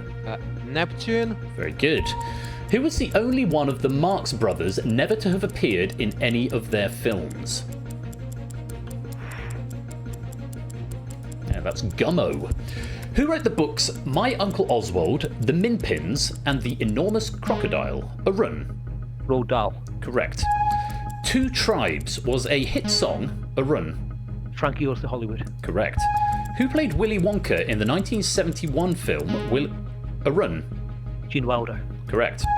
What colour smoke indicates the papal conclave? Arun. White. Well hedged. Which artist is the mother of Julian Lennon? Arun. Yoko Ono. Correct. Who wrote the opera Carmen? A Run. Bizet. Correct. Sound of the Underground was the debut... A Run. Girls Aloud. Very good. Very good indeed. You took some risks there with only half a question and getting on the buzzer. And say that was a long round. I think we got through 20 questions in that round. Only 5 left in the pack for the round, and those buzzers were going pretty quick. And all it would have taken was one false move at that point to turn it around. But A Run, you have won the day. I'll chat with you a bit more in a minute. Alexander, a great run there and some really, really good answering. But unfortunately, A Run was just a bit too quick on that buzzer. But you finish in second place. You get 7 points on the league table, and we will of course see you for day 2. Is that okay? Yeah, I just wanted to say that I've done the math and I should be alright with second. Good. Well, we'll see how you get on. Lovely to have you here, and we'll see you again soon. So, after 44 questions in that heat, we have a winner in the shape of A Run. Woo. Well done. I'm very, very, very chuffed for that, yeah. No, I think you should be. It was some great answering and some really, really risky hedging. If you go back and watch the VOD a bit later on, you'll see when you're buzzing in on some of those questions how much of it I've read, and it's very, very impressive. Very impressive. I'd do it again. I'd do it again. Yes, I hope everything was okay on Saturday. So I know you had a date conflict that came in after with Oh yeah, well, fine. a lot of the tournaments. So fully changed it, by the way. great stuff. No, it's lovely to be able to do it, and yeah, it's been a resounding success for you. So 10 points on the league table. I will go through and crunch the numbers post stream and find out exactly where you are on the board, and we will of course see you in day 2. Perfect. Thank you very much. Take care. So there we have it, another heat down, and the day belongs to A Run Aromatics, finishing on the 600 points. We'll update the league table. I will post it into the discussion section of the Discord, which of course you can go and see there. All of the Drain episodes are being archived individually, by the way, on Twitch. I'm also downloading them separately as standalone videos. Each one's about 20 minutes. The goal here is that at the end of the tournament, it will have its own playlist, so you can watch the whole of the Drain back to back. It's taken me an extra 15 minutes of pack down each time I do a pack down at the end of the stream, but I think it's going to be worth it, so you can have a bumper collection of the Drain and just watch it end to end. And it's something I appreciate your comments very, very much. Yes, it is quite Moorish, and so if you get that hankering, hopefully you'll be able to watch the whole lot in one go at some point in the future and know all the answers. That is it for this episode of the Drain. It will be back on Thursday with heat number 5, and game night will continue this evening with an episode of The Escape Artist. That's coming up in about 5 minutes. I didn't get a drink at the last break, so I'm going to go and get one now. Do stay tuned. More quiz coming your way very soon, and congratulations again to A Run, tonight's champion.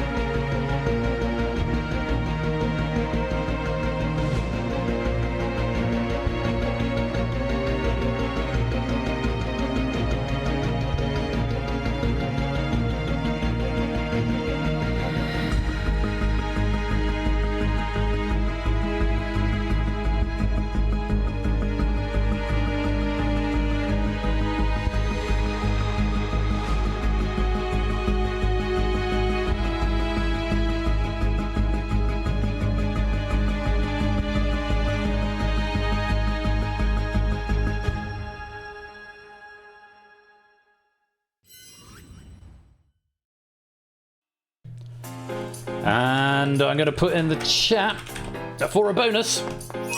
The lawyer done it. Because that's funny. I think it's funny. If not seen that one before, Ollie, that is a new format. There's a couple of new formats recently, including one coming up on next Thursday in the shape of Power Play. Just a bit of quick continuity for you if you're just here on the Thursday night. Next Thursday, we've got Money Box, The Drain, and Power Play by John, the Database, and Shadowmane, respectively. But before that, this weekend on Saturday, we've got Distinction by Oni, the first appearance this season, more The Drain, and Google That by Lingomaniac. Google That third version with the reskin. Very much looking forward to playing that with you, so do give us a follow if you're not doing so already. I'm going to roll some ads, get myself a drink, and when we return, we will be playing The Escape Artist as written by Itzotli. Don't touch that dial. We'll be right back.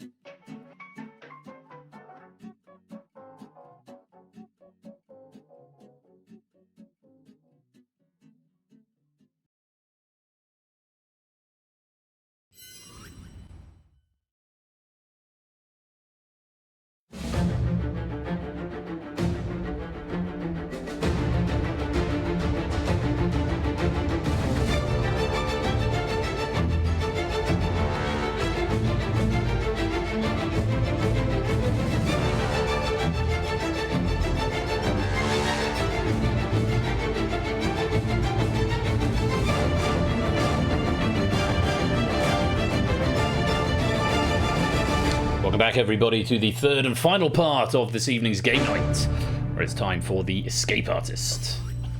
LRGC is the code you need. That's a universal controller. That's the room code in chat. Yeah, sorry, I forgot to turn the captions on at the beginning, so apologies to anyone who likes to watch with captions on. They should now be available to you. Do come and join the game. A very exciting game at the Drain just now. It's always good fun to see, and look forward to watching that back later on and flagging the questions that weren't used, which was all but 5, all but 6, I think. So I put 50 in, and we got through 44. So I've got to go through it. Be quick to mark the ones that weren't used, but yeah, so I'll be watching that back later on. I've got to aggregate the top and bottom scores anyway, so that'll be part of the pack down tonight. As I mentioned, I am compiling all of the heats from the Drain, all the episodes of the Drain, just the individual segments from each stream, into their own clips. They're being saved on Twitch, and at the end I will compile them all into one big video, or possibly separate videos, I haven't decided yet, for full distribution on YouTube, so you can watch the Drain tournament back in full at your leisure. Do go and check out Stephanie Chair On Demand, by the way, stephaniechair.com/on-demand, if you want to go and catch up on any of the episodes of Game Night, going right the way back to season 21. No, season 20, season 1 back in 2020. My brain got confused then. It's season 1 in 2020. You can do that now over at stephaniechair.com/on-demand. The Dream Reserve, hundreds PC, although a lot of them are by you, I will say. So in your next heat, there might be slightly fewer, but I'm doing okay at the moment. I think I've got about 400 unused, 300 or 400 unused at the moment. So yeah, but yes, do go back and check out the VOD channel. And if you are watching on the VOD, welcome to the YouTube channel. Don't forget to like and subscribe. It does help those metrics. And if you're not following me here on Twitch, do give us a little follow. Give us a little follow, if you like, and be welcomed on into the fam. Now, quick bit of continuity before I introduce this game. As I mentioned before, Saturday, 16th of May, we've got Distinction by Oni, next tournament of the next heat rather of the Drain, and that one is going to feature Oni, Ralph, someone beginning with S who I can't see because it's truncated, and Colin. If I jump to the message, I might recognise the avatar. Oh, it's Stimpson's Angle, yes. Oni, Ralph, Stimpson's Angle, and Colin.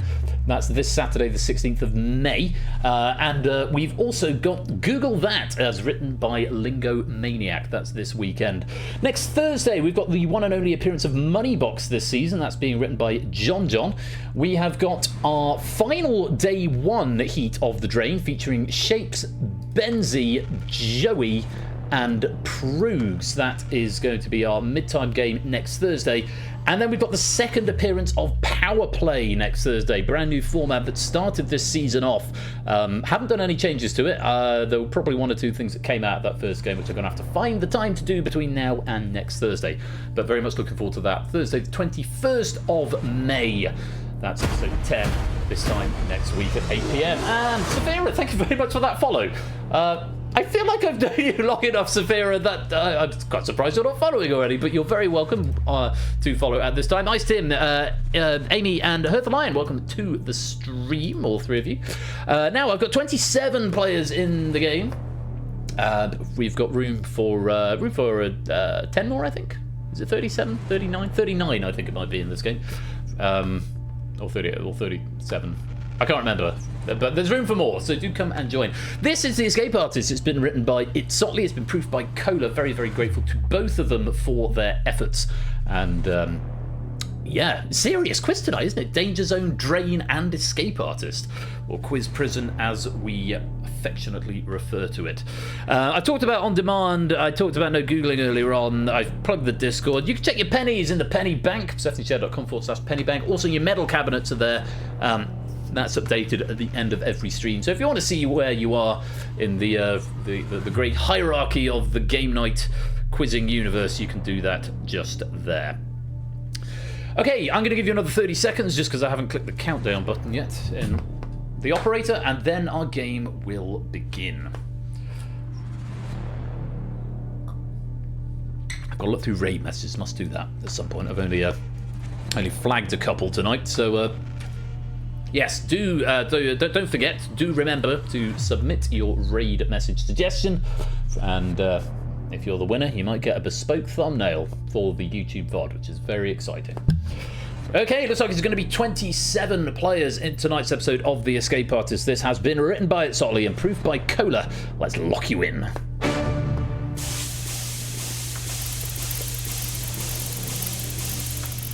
Wasn't it just so, Sleepod? Welcome to the stream. You're very welcome to lurk.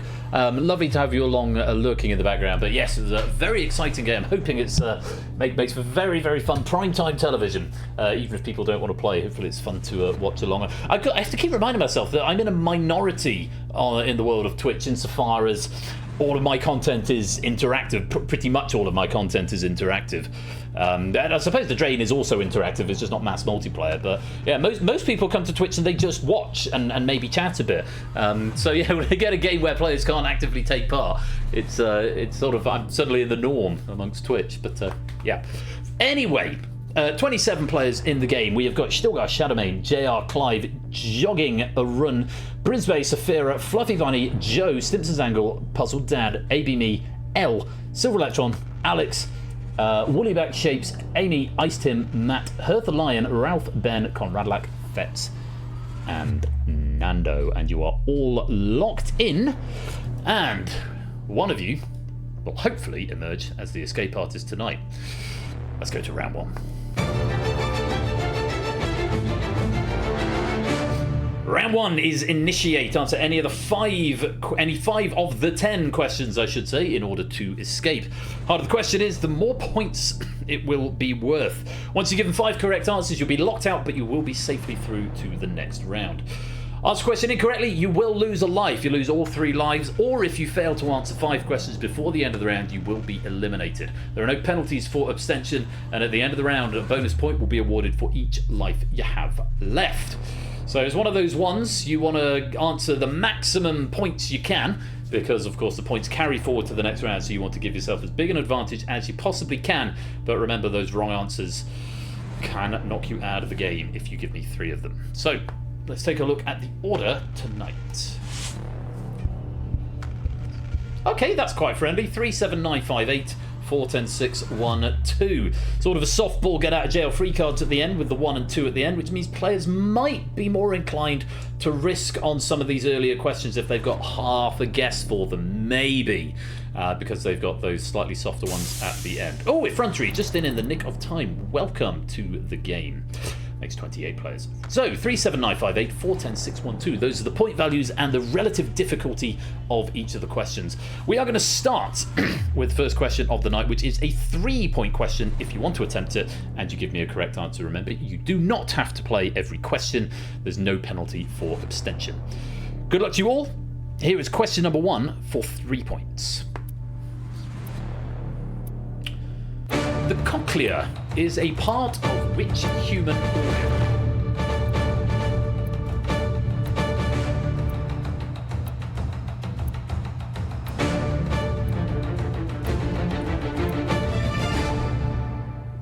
Time.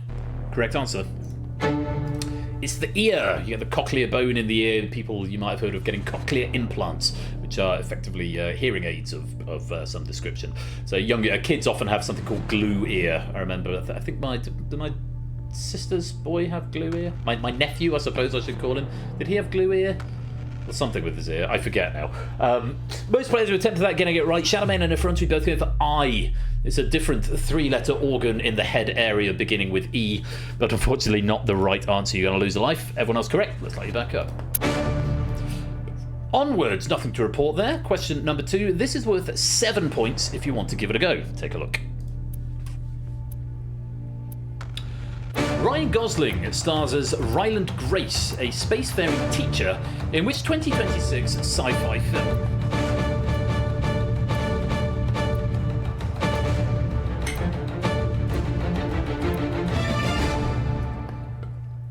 On the grounds that this is a 7-point question, I am not going to condone the answers that have come in as incorrect. The correct answer is Project Hail Mary. There were 2 players who said Hail Mary and 1 player who said the Hail Mary. That one I think I can condone.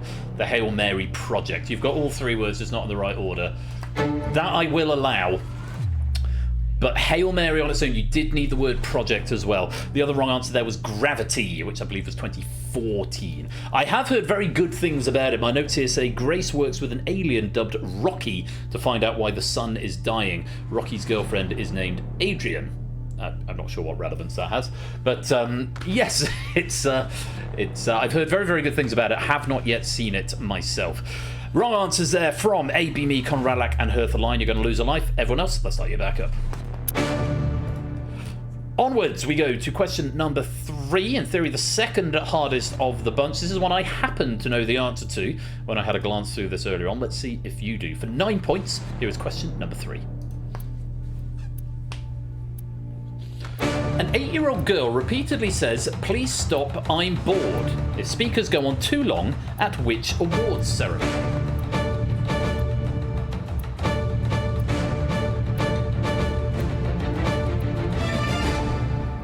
One answer that I need to condone for being phonetically plausible. 11 attempting this one for 9 points, and the correct answer was the Ig Nobel Prizes. The Ig Nobel Prizes. Ardenfett, where are you, my dude? Probably got a red light around you. There you are. Ig Nobel Prize. That is phonetically plausible to get through the spell checker. There were a few variants on that. The character of Miss Sweetie Poo exists to stop scientists speaking for more than a minute. Does someone get hired for this role each year? I guess so. I guess there must be someone, one of the daughters of the producers or something, or the awards team. For those who don't know, the Ig Nobel Prizes are sort of an almost humorous spoof of the Nobel Prizes, where they're doing actual science, but it's in relatively mundane things. They're not like curing cancer or anything, but they're inventing a way to, I don't know, stop the soap slipping out of the dish or something. Someone did something with magnets to make something float. They're very exciting. You should definitely check them out if you're not familiar with them. Wrong answers there: the Oscars, the Razzies, and the Kids' Choice Awards. None of those can be accepted for everyone else who was right. That's 9 points. Well played. Let's light you back up. Levitating frogs, yeah, it's stuff like that, which is genuinely scientifically very impressive, but not really going to advance, human thinking and technology in the way the actual Nobel Prizes do. Okay, we've got some lights. Effrontery, you're on your last life because you've got that red door, or you've got that red door because you're on your last life. One more incorrect answer, you will be eliminated from the game. Question number 4, if you want to play it, is worth 5 points. Take a look at this. Sebastian Solway became the first man to run a marathon in under 2 hours when running in which city?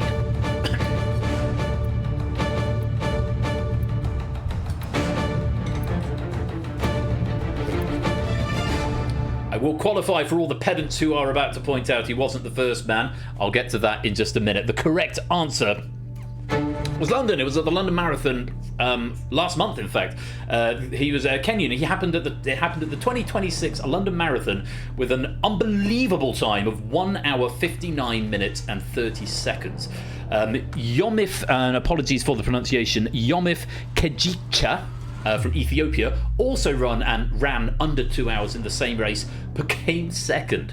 I do know that Kipchoge had done it in under 2 hours previously, but it wasn't in race conditions. It was in perfect conditions. Like, the weather was good. He had magic shoes. He had people running with him to give him like a slipstream. Like, everything was set up to see, is it physically possible for someone to run a marathon in under 2 hours? And Sebastian Solway became the first person to do it in race conditions. If any of you are runners at all, and you've no idea how fast he's going. So Sebastian Solway was going for marathon length at the speed I go for the last 100 meters of the park run on a very good day. It's eye-wateringly fast. It's unbelievably quick. And the thing is that this record is probably going to keep coming down and down and down. It's just brilliant. I mean, Sebastian Solway didn't even run a marathon until last year. So. Very, very impressive feat. Wrong answers there. Paris, Boston, Vienna, and New York. All of those incorrect. You are about to lose a life. 25 attempted. Most getting it right. Let's light you back up. So, on to question number 5. This one is worth 8 points if you want to play it. BC, Fluffy Bunny, one more correct answer, you will escape to the next round. Getting out on the first 5 questions, which is always often a smart tactic, but let's see if you can do it on this next one. Conrad Lack in the front three, you're on your last life, so do tread with caution. Let's take a look at question number 5 for 8 points. On Saturday Night Live UK, which comedian are we invited to spend 45 seconds with?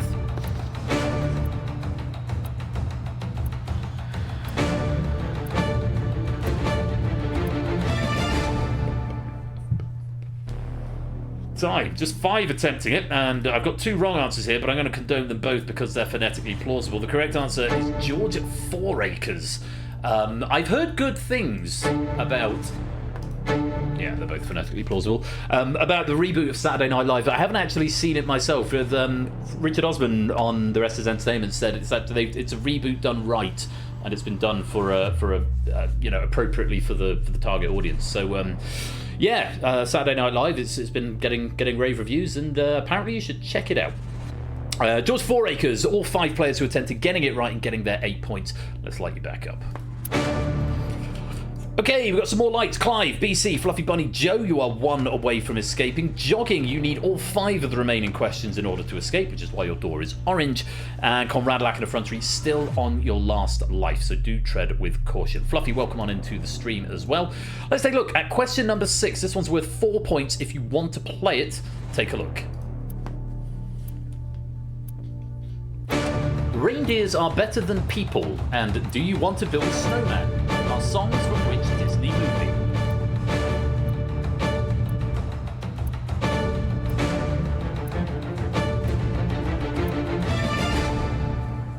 Time. Just 4 abstaining from that one, 24 giving it a go. Maybe those 4 saving up for more chunky points later on. The correct answer was Frozen. Do you want a drink on FaceTime? Come on, let's go and drink. That was the anthem during lockdown. Most players, in fact all players who attempted it, they're getting it right. Fluffy and Joe, you become the first 2 players to escape into round 2. You'll be locked out for the rest of the round, but we will see you in round 2 and put your scores on the doors. Jogging, maybe AFK at this point, maybe it's been called away, but unfortunately that is 6 abstentions. There are not enough questions left for you to escape. Thank you very much for playing, but it's the end of the road and it's lights out. So, Fluffy and Joe setting the targets at 28 and 27 respectively. Pretty good targets. ABME, Clive, JR, Fetz, Lupine, Matt, Puzzle Dan, Amy, and BC. You are 1 away from escaping. Conrad Lack at the front three, you remain on your last life. Question number 7 is worth 10 points if you want to play it. In theory, the hardest question of the bunch. Let's see if you want to give it a go. Take a look.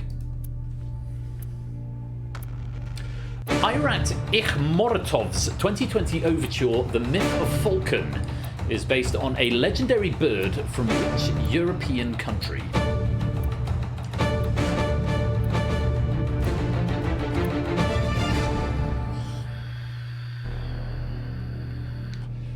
Time.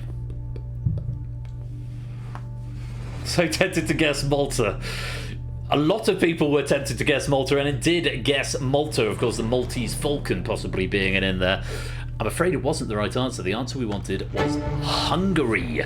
Note from Otley here. Thought I'd investigate modern non-film orchestral music. Very interesting rabbit hole. Certainly a niche rabbit hole. Clive, the only player to get this one right. All of the wrong answers coming in as Malta, apart from Nando, who went for Bulgaria, which is in the right part of the world, possibly taking the name of the composer as an in there. Getting in the right part of the world, but unfortunately not quite right. Irat Ikhmorotov's 2020 overture, The Myth of the Falcon, is based on the legendary bird from Hungary. Clive, with that answer and 10 points secured, you are through to the next round. Very well played. We will see you there. Let's light you back up. Oh, I was so clever going for that. Yeah, a lot of players guessing Malta there. Now, this is a very interesting situation with just 3 questions to go. We've got a rainbow of colours on the door. Only 3 players have escaped so far, but AB, me, JR, Fet, Lupine, Matt, Dan, Amy, and BC only require a single question. The next one's worth 6. We've then got the 1 and the 2-pointer at the end. Saphira, Alexander, Conradlak, and Herthaline, you do need all 3 of these in order to escape. This next one is the hardest of these 3. If you get this one, there's a safe bet you will get through. AB, me, Nando, Conradlak, Herthaline, and Effrontery, you are also on your last life, so do tread with caution. Let's take a look at question number 8. This is worth 6 points. If you want to have a go, take a look. In legend, the Pied Piper kidnapped the children from which German town?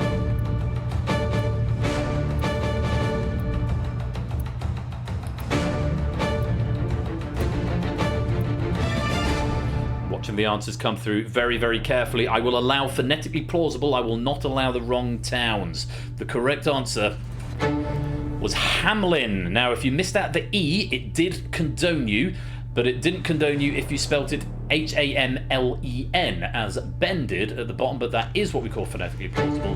That will be allowed. What I won't accept are Hanover or Hamburg, which came in from 3 players, Conradlak, Iraq, and Brisbane, going for Hanover, Hamburg, and Hamburg, respectively. One other wrong answer from Saphira, going for Cologne, which was unfortunately incorrect as well. It does mean we've got 3 players due for escape. Ardenfett, Lupine, Matt the Sprat, very well done. We will see you in round 2 and you'll get those 6 points added on. But for Saphira and Conradlak, unfortunately, there are not enough questions left for you to hit that target, or you're out of lives. Either way, it's the end of the road and it's lights out. So, any higher scores? Yes, BC now setting the target with 13. Don't forget, we've got a bonus point for every life that these players have left. Yeah, the Pied Piper of Hamlin was a rat catcher. When the townsfolk refused to pay, he kidnapped their kids instead. I mean, that's aggressive business strategy, isn't it? Depending on the variant, the kids either return when he was paid or drown in the river Weser. Nursery rhymes are fucking dark, aren't they? Nursery rhymes are fucking dark. Anyway, or nursery rhymes or fairy tales. Fairy tales are fucking dark. They definitely are. Right. AB Me, JR, Shapes, Stilgar, Puzzledan, Ice Tim, Nando, Arun, Amy, Shadowmane, Woollyback, and Silver Electron. One of the remaining 2 questions and you'll escape to the next round. Stimson's Angle, Alexander, Rack, Brisbane, Herthaline, and Effrontery. You need both. AB Me, Nando, Brisbane, Herthaline, and Effrontery. Also on your last life. Question number 9 should be the easiest of the lot. Let's see what you make of this for 1 point. What is the colour of the background on a standard Coca-Cola label?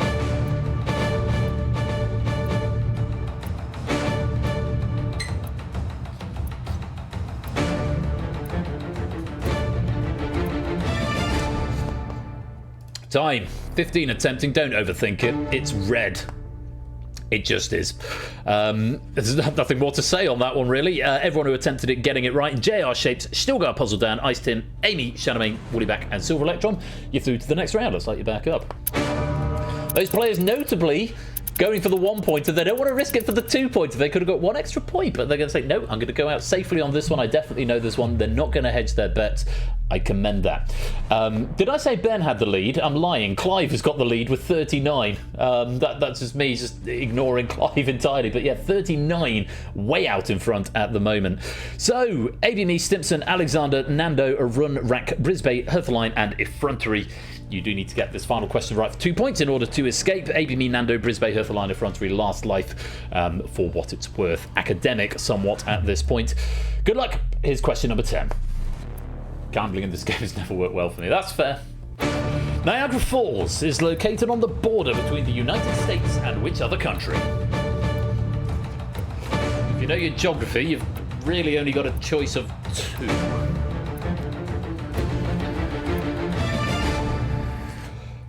And it's topside. Canada is the correct answer. 9 attempting, 9 getting it right. It's actually 3 waterfalls, American and Bridal Veil on the US side and Horseshoe on the Canadian side. 3 of them making up Niagara Falls. All 9 players were correct, and ABME, Stimson, Alexander, Nando, Arun, Rack, Brisbane, Herthaline, and Effrontery, you're all through to the next round. Let's set the scores on the doors and see what we're playing with. It is Clive who has got the lead with 39. Quite a commanding lead, actually. 9 points clear of second place, which is Ben. Can he capitalise on that advantage? We will see. For every life that you've got left, I'm about to give you an extra point. 25 players escaped from that round, and 3 were eliminated. Let's play on to round 2. It's already Bay in front of me. Where's the year go? Round 2 is sustain. Reach the target value in order to escape. Target is set as the highest score plus 15. Each question is now worth 5 points, which means even the highest scoring player, that is most likely to be Clive, needs 3 correct answers in order to escape. Give me a wrong answer, you'll lose 1 of your lives. These have been refreshed, so you've got 3 all over again. Lose all 3 or fail to hit the target before the end of the round, you'll be eliminated. You'll also be eliminated if it becomes mathematically impossible to hit that target, i.e. you need 11 points and there's only 2 questions left in the game. You'll be eliminated at that point. As before, there's no penalties for abstention, but the more points, or the fewer points you had in the last round, the more work you've got to do now. Unlike in round 1, once you have hit the target, you may continue answering to increase your score, because that again will carry forward to round 3. But remember, you can still be eliminated if you lose all your lives, even if you've hit the target. At the end of the round, I'll give you a bonus of 2 points for each life that you've got left, but you must hit the target before the bonuses are applied. If you finish on 49 and the target's 50, even if you've got 3 lives left, I'm afraid you will be eliminated. The bonuses are only for players who have got through before the end of the round. So, Clive has got the maximum of 42, which means the target is an astonishingly high 57. So whilst everyone is coming, a lot of players coming through on lower scores, you've got a lot more work to do. That one outlier in the shape of Clive is going to shape this entire round. So a lot of you are going to need 6 or 7 of these 10 questions in order to make it through. Can you do it? We will find out in due course. Very best of luck to you all. Here's the first question for 5 points. Rubars are a damage prevention device attached to cars in which country?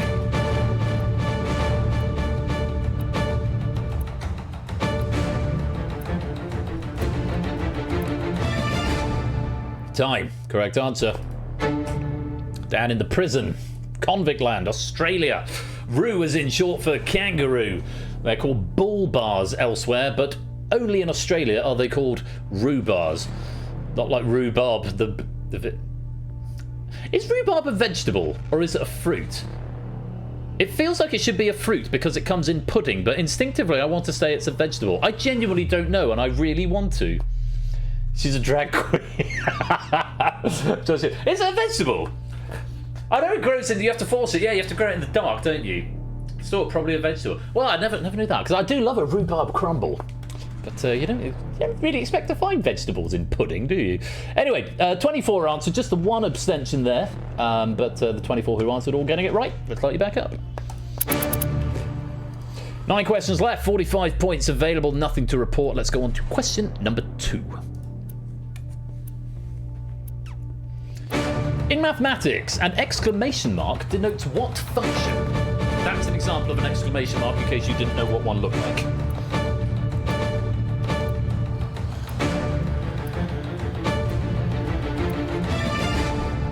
Time. Correct answer. It's factorial. There is your mandatory maths question from our resident maths teacher at Sotley. Yeah, factorial. Multiply by all the integers smaller than it. So, for example, 4 factorial would be 4 times 3 times 2 times 1, which would give you 24. Wrong answers there. Power. That's just a superscripted number, or an n if you want for any power.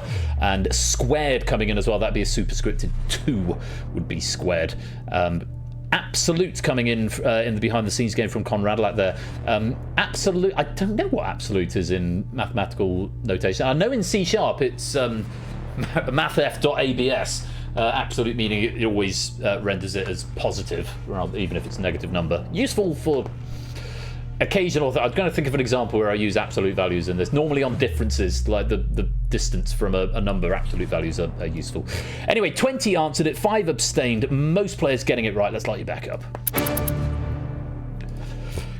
Okay, Clive, you are 1 away, having gotten the first 2 questions correct. Everyone else has got a little bit more work to do to hit that target of 57. Let's take a look at question number 3, see if you want to play. What name is given to the British Army unit containing soldiers primarily from Nepal?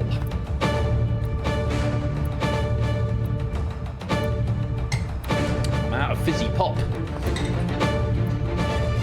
I will accept all variants of phonetic plausibility here. The correct answer was the Brigade of Gurkhas. Gorkhas, Gorkhali, anything in that ballpark. There's quite a few I need to condone here, so bear with me just a moment. Clive Gurkhas, I'm not quite sure why that's not got through the spell check. Hearth Lion, Gurkha. Stilgar also going for that and getting auto condoned, which is nice. Stimpson's Angle, spelling it with an E, yes, that's fine. Gorilla, I can't accept. Mountaineers, Everest, and Stilgar, you got condoned automatically. I think it's everyone. Matt Spracker for Nepali Army, you are correct. So 17 attempting. Oh, here we go. Hud's coming in with a raid of 126. Shove your fiver up your behind. Yeah, I probably deserve that. Welcome on in, CBK, Huds, Pyroclastic, Shallow, The Akoma, Smashing, Digimoogle, Cookie of Darkness, Mr. Torches, Xenon Slayer, Chessie Berry, Ukulelis, Dingo Elgod, Shiny Zangsu, Delty the Techie, Sonic Cannon, Devil Dante 3039, and Tiny Tim, thank you very much for that follow. How was stream, Huds? Did you get out of that level of Sando? Or are you still stuck in it? You did not. But what a shame. What a shame indeed. In fact, I've got a new soundbar button that I can press now. Yeah. Still on Sando. That emote is perfect. For those of you who don't know, Hud601 is a friend of the community, personal friend of mine. He's a Twitch partner, currently stuck in Sandopolis level 1, Sonic speedrunner, and Salt of the Earth general all-round nice guy. Thank you very much for that, Ray, my dude. Do go give Huds a follow. For those of you joining, if you don't know me, hello, my name is Royal Flush. We play interactive quiz and game shows here on Thursday and Saturday nights. If you would like to play, you can join in with this game of The Escape Artist. You need the universal controller right there, and that room code. You can play either on your phone or on a desktop device. All that we ask is you don't Google the answers, but do come in and join the fun if you want a bit of quiz. Right, Brigade of Gurkhas, I've done all the condoning that I needed to. 17 attempted, 8 abstained. Let's light it back up. Okay, Rack and Effrontery, you need all 7 of the remaining questions in order to escape, and Rack, you're also on your last life, so do tread with caution. Green Day, welcome to the game, and goodbye from the game. So how this works, you get, because we're in round 2 and it's an elimination based game, you join the game and then you're immediately eliminated, but you will get the questions and there is channel currency that you can win. And welcome to the stream and the channel as well, Green Day, and Triple and Glenn Topher as well. Yes, that's indeed. Let's take a look. Question number 4, this is worth 5 points. What does the S stand for in the acronym LASER? It is the last quiz game of tonight, Green Day, but we've got the Thunderball draw at the end of the stream where you can win even more bonuses, and it's just a bit of fun, so do stick around for that. That's coming up in about half an hour's time. Now, I need to check these because I might need to uncondone. What does the S stand for in the acronym LASER? 15 attempting, and the correct answer... Oh, welcome on in, Oni. Goodbye, Oni. Stimulated. I'm just going to check that no one has put simulated. It doesn't look like anybody has. There are a couple that I need to condone here. BC going for stimulating. Go on. I'm feeling charitable. Sight, Sonic, System, Synchronous, and Stream are all incorrect. Yeah, it's light amplification by stimulated emission of radiation. It does not stand for Sando. Loser attempts Sando eternally. Roffle. Maybe, I don't know. I had 5 seconds to think of that. Right, so it does mean we've got some eliminations in this round. Rack and Effrontery are either out of lives or there's not enough questions left for you to qualify. Thank you very much for playing, but it is the end of the road. And it's lights out. Okay, BC, you're 1 away. 1 more correct answer will hit you that target. Alexander, Puzzle Dan, Silver Electron, and Brisbane, you need all remaining questions. And Alexander and Dan, you're also on your last life if you wanted extra jeopardy involved. Question number 5 is worth another 5 points. Take a look at this. Skrik is the Norwegian name for which famous painting?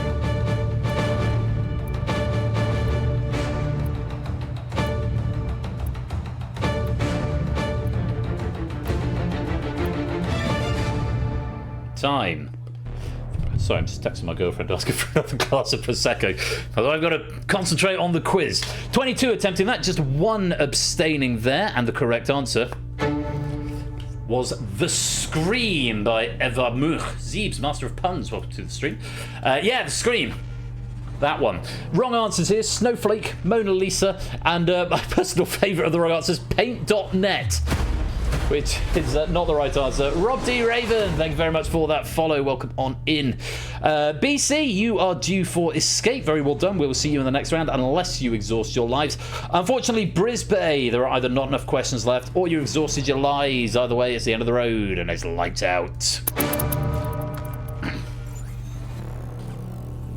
Arun, Fluffy, you're both 1 away from hitting that target. Alexander, Dan, Shadowmay, Silver Electron, Hertha Lion, you need all 5.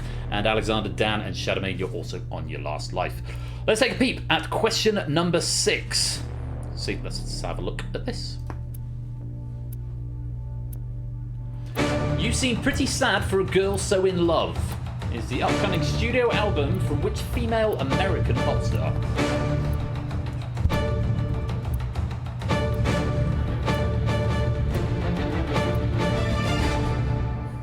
Time. 11 attempted, 11 abstained. For all the players saying Taylor Swift, that's probably what I would have guessed, but it's not the answer. Olivia Rodrigo is what we wanted. Various combinations of Taylor Swift, Eilish, Carpenter, and Ray all coming in as wrong answers. Just the 2 correct answers there, Joe and Ice Tim. Very well played. It does mean we're going to lose some players here. Alexander, Puzzle Dan, Shadowmane, Hertha Lion, and Silver Electron. Either not enough questions or you are out of lives. Either way, it's the end of the road and it's lights out. I love that when they close slightly out of sync. It makes my eyes and ears smile. Now, Arun and Fluffy still 1 away. ABME, Stimpson, Shapes, Stilgar, and Amy still requiring all. Stimpsons and Amy, you are on your last life. 4 questions left in this round. 20 points still up for grabs. Let's take a look at question number 7. Starring puppets and with mature content, which musical beat Wicked with the 2004 Best Musical Tony Award? Ha! Sorry, Clive, I've just seen your answer come in. Yes, I see answers coming in real time. It's very exciting. 16 attempted, just the 1 abstention there. The correct answer was Avenue Q. I'm begrudgingly going to give this to Clive, who said Avenue Q, despite not being good. I saw Avenue Q live when it went touring. I saw it in Portsmouth, and it strikes me as a musical that's very much of its time, or not of its time. That's not what I meant. It's a musical that I think appeals to a certain age. The internet is for prawns. Indeed it is. Don't forget, you can suggest a raid message. The internet is for prawns would be a suitable raid message. Yeah, it's. I remember enjoying it a lot more in my mid-20s than I did in my early 30s. Put it that way. And now I'm nearly 40. So, yeah. Clive, you did get that one condoned. Arun and Fluffy, very well done. You have escaped into the next round. You can keep answering for more points, but there is no obligation to. Remember, you can still be eliminated. ABME, unfortunately, there are not enough questions left for you to escape. Thanks very much for playing, but it's the end of the road and it's lights out.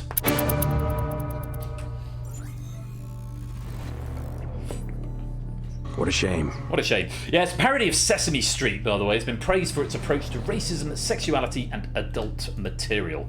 Or adult material, if you prefer. Lupine, Matt, Ice Tim, Nando, Joe, you are 1 away. 1 question out of the remaining 3. You will get through to the next round. Stimpson, Shape, Stilgar, and Amy, you still need all 3. And Stimpson and Amy, you are on your last life. A lot of raid messages coming in. Let's take a look at question number 8. Good luck. The Kingdom of Hyrule is the main setting for which series of video games?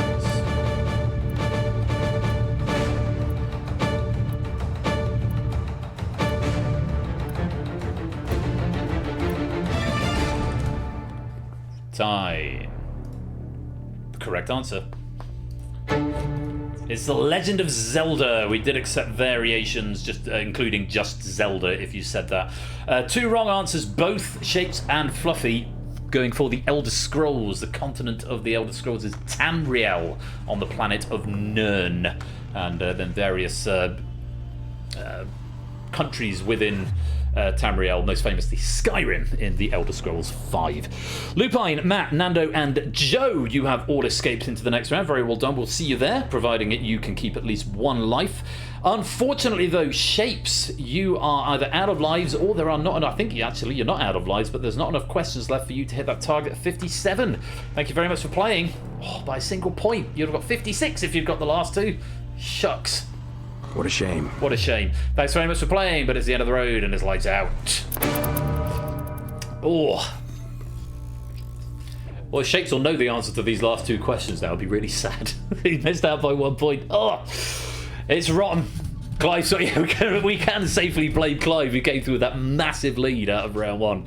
Anyway, JR, Fetz, Ice Tim, either of the remaining two. Stimson, Stilgar, Amy, and Woollyback. You need both. Stimson and Amy, you're on your last life. Let's take a look at question number 9. Swedish billionaire Daniel Ek is the founder and chairman of which media provider?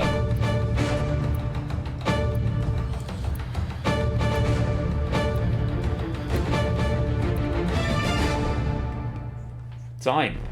11 attempting, just 4 sitting it out. The correct answer was Spotify. Well done for not following the clue down the social media rabbit hole. Spotify, which is a media provider, not social media. The wrong answers were at least intelligent. 2 going for Netflix, 1 going for Twitch. Unfortunately, not the right answers. Ice Tim, it does mean you've escaped to the next round. Very well done. We'll see you there as long as you can keep at least 1 life.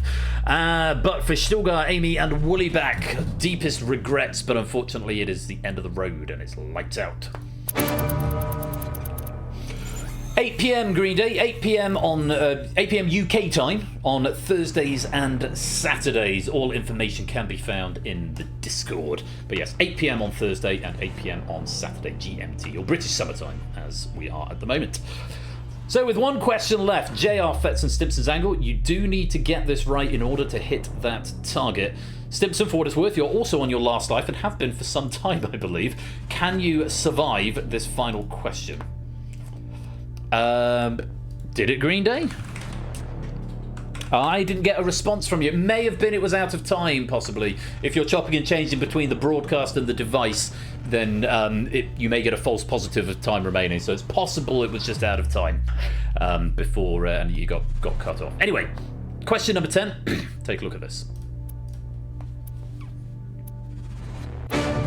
What is the verb in the sentence, Ben escaped quiz prison?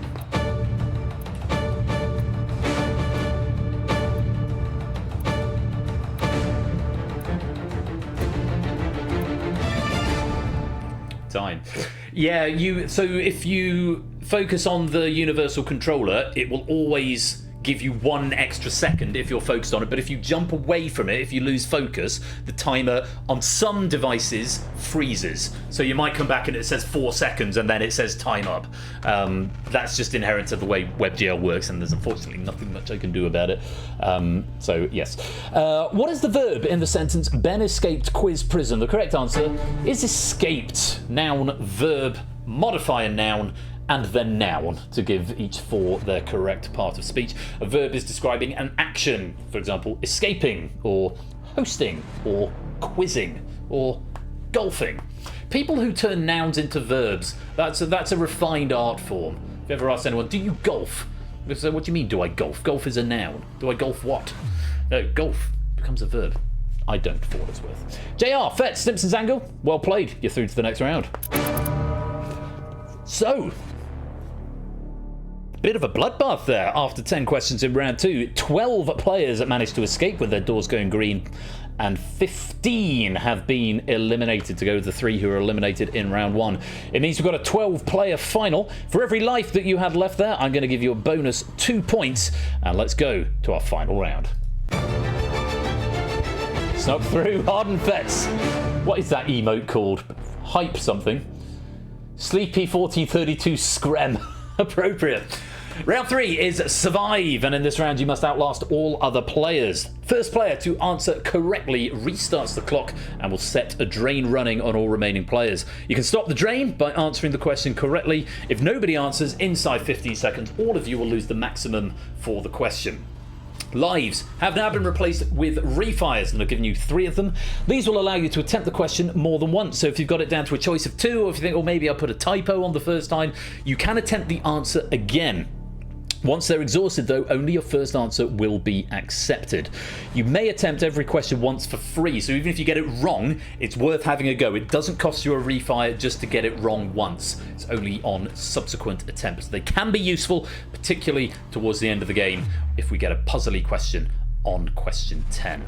If you exhaust your points, you are eliminated from the game, and when only one player remains, after however many questions it takes to get there, they will be declared the escape artist. In the event that more than one player survives question number 10, the player with the highest score will be the escape artist, and everyone else at least gets to keep their lights on, but locked in.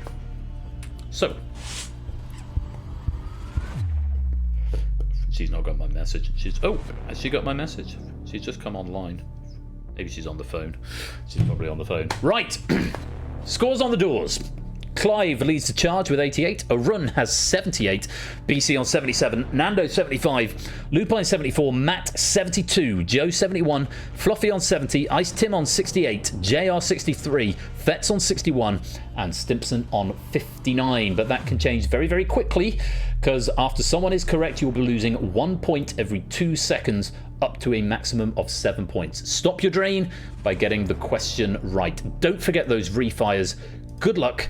Here is the first question. Selling for more than $16 million, which Pokemon featured in the most expensive trading card of all time? Clive has started the clock as if he needed a further advantage.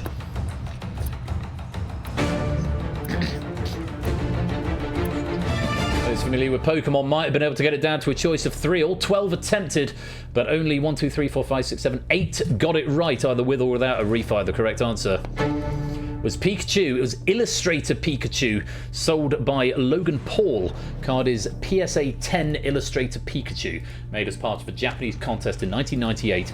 Only 40 were ever made. The 3 answers you probably went for are either Pikachu, Charizard, or Mew, which did indeed populate the answers. A couple of players going for Charizard and not re-tempting. Lupine going Charizard and refiring on Mew, not getting the correct answer. Matt going Charizard and then getting Pikachu. And that's about the level of it. Well done if you did get that. Let's light you back up. Clive still with a 10-point lead, 88 over Arun's 78, with Nando in third on 75. Let's take a look at question number 2. How many points do you get for scoring an unconverted try in Rugby League? Lupine has got there, followed by BC. Arun there now, Fluffy there as well. JR's got there too. Ice Tim is now there. Just 6 players getting the correct answer. All 12 gave it a stab. The correct answer was 4. You get an extra 2 points if it's converted, for a total of 6. Clive, oh my God, Clive going around the houses using up 2 refires to go 5, 6, 3 before getting very, very cross. JR going 3 and then getting 4. Fetz just trying 6 and not re-attempting. Lupine starting the clock there, getting 4. Matt going 3 and then 2, not getting there. Stimpson 3, 5, 7, 2 refires used up. Ice Tim going 5 and then 4. Nando go for 5 and not re-attempting. Arun, BC and Fluffy getting 4. And Joe going 5 and then 3, using up a refire and not landing on the right answer. 5 is Union, according to Otley in the chat there. Thank you very much, Otley. Of course, our question writer, garnishing us with extra information. Oh, what has that done to the scores? Well, Clive has still got the lead, but it is not quite as commanding as it was. 81 points now, a 4-point lead over Arun in second, still with 77, who's got a 7-point lead over BC, who is now in third with 70. We've got a 69 for Fluffy, nice, and we've got a 67 for Lupine. Nice, and Nando's on 68 in between. Not nice. Well, it's fifth. It's good. Let's take a look at our next question. Last one at this drain rate. See what you make of this. Popular with Gen Z, what spherical alcohol brand has flavours including strawberry Rita, chili mango, and choc teas? Matt the Sprat was the first to get in there. Joe is right behind. Lupine's there as well. Arun, Fluffy, Fetz, and Ice Tim have all got there. BC is not correct. Refires available. Just 8 attempting that time, 4 abstained, and of the 8 who attempted, 7 of them were correct and gave me the answer buzzballs, which I have never heard of because I am categorically not Gen Z and I don't drink such silly things. Buzzballs with a Z, with or without this. No, we didn't have Space Down as an alt, but I think we did accept it. BC going for Bacardi, so right first letter. Maybe the right spirit as well. I honestly couldn't tell you, but unfortunately not the right answer. Well done if you got buzzballs. Let's light you back up. Do send me a YouTube channel, Huds. Please do. Do it immediately. Go now. We've got a new leader. Arun Aromatics takes the top spot with 76, fresh from his victory in the drain. Can he go on to win the escape artist? Clive slips to second with 74, and Fluffy in third with 68. Down at the other end, Stimpson's Angle on 44, Fetz on 46, JR on 47. Still time for those scores to change around though, because we're upping the drain rate to 1 point a second, up to a maximum of 15 points. Let's take a look at our next question. Good luck. The host of 2 FIFA World Cup finals in 1970 and 1986, the Estadio Azteca is located in which country?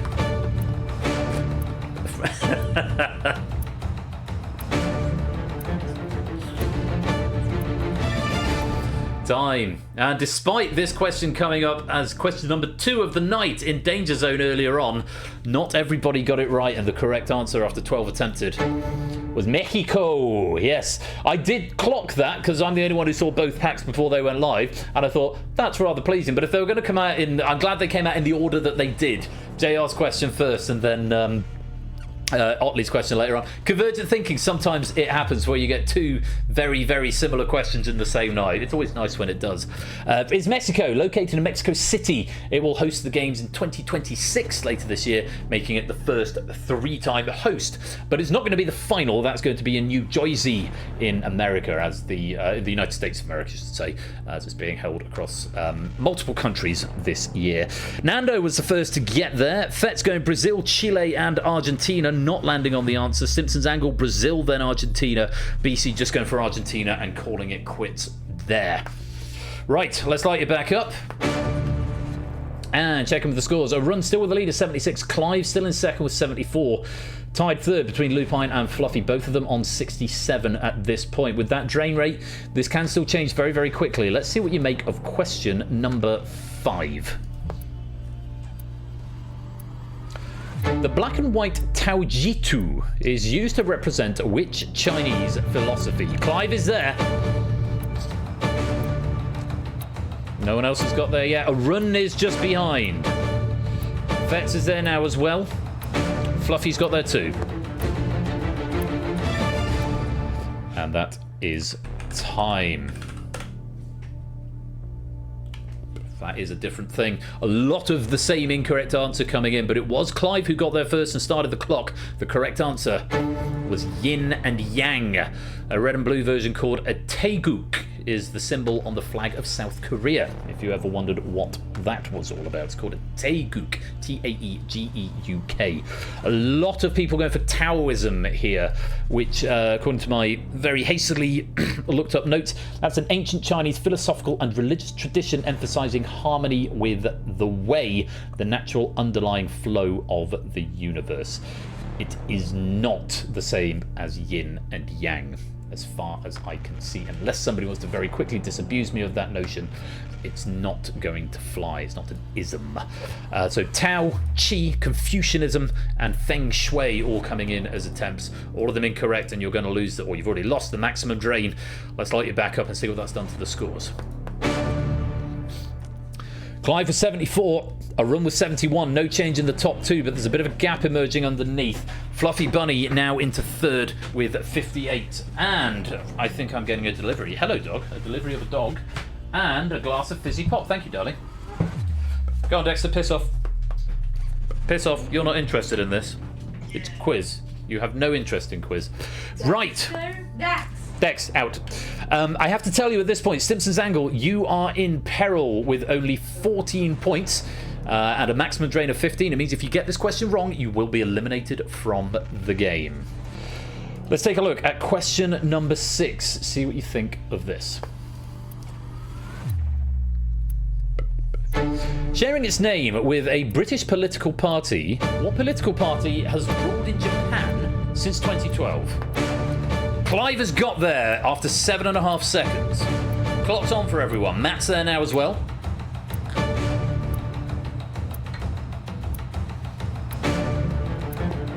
Any more for any more?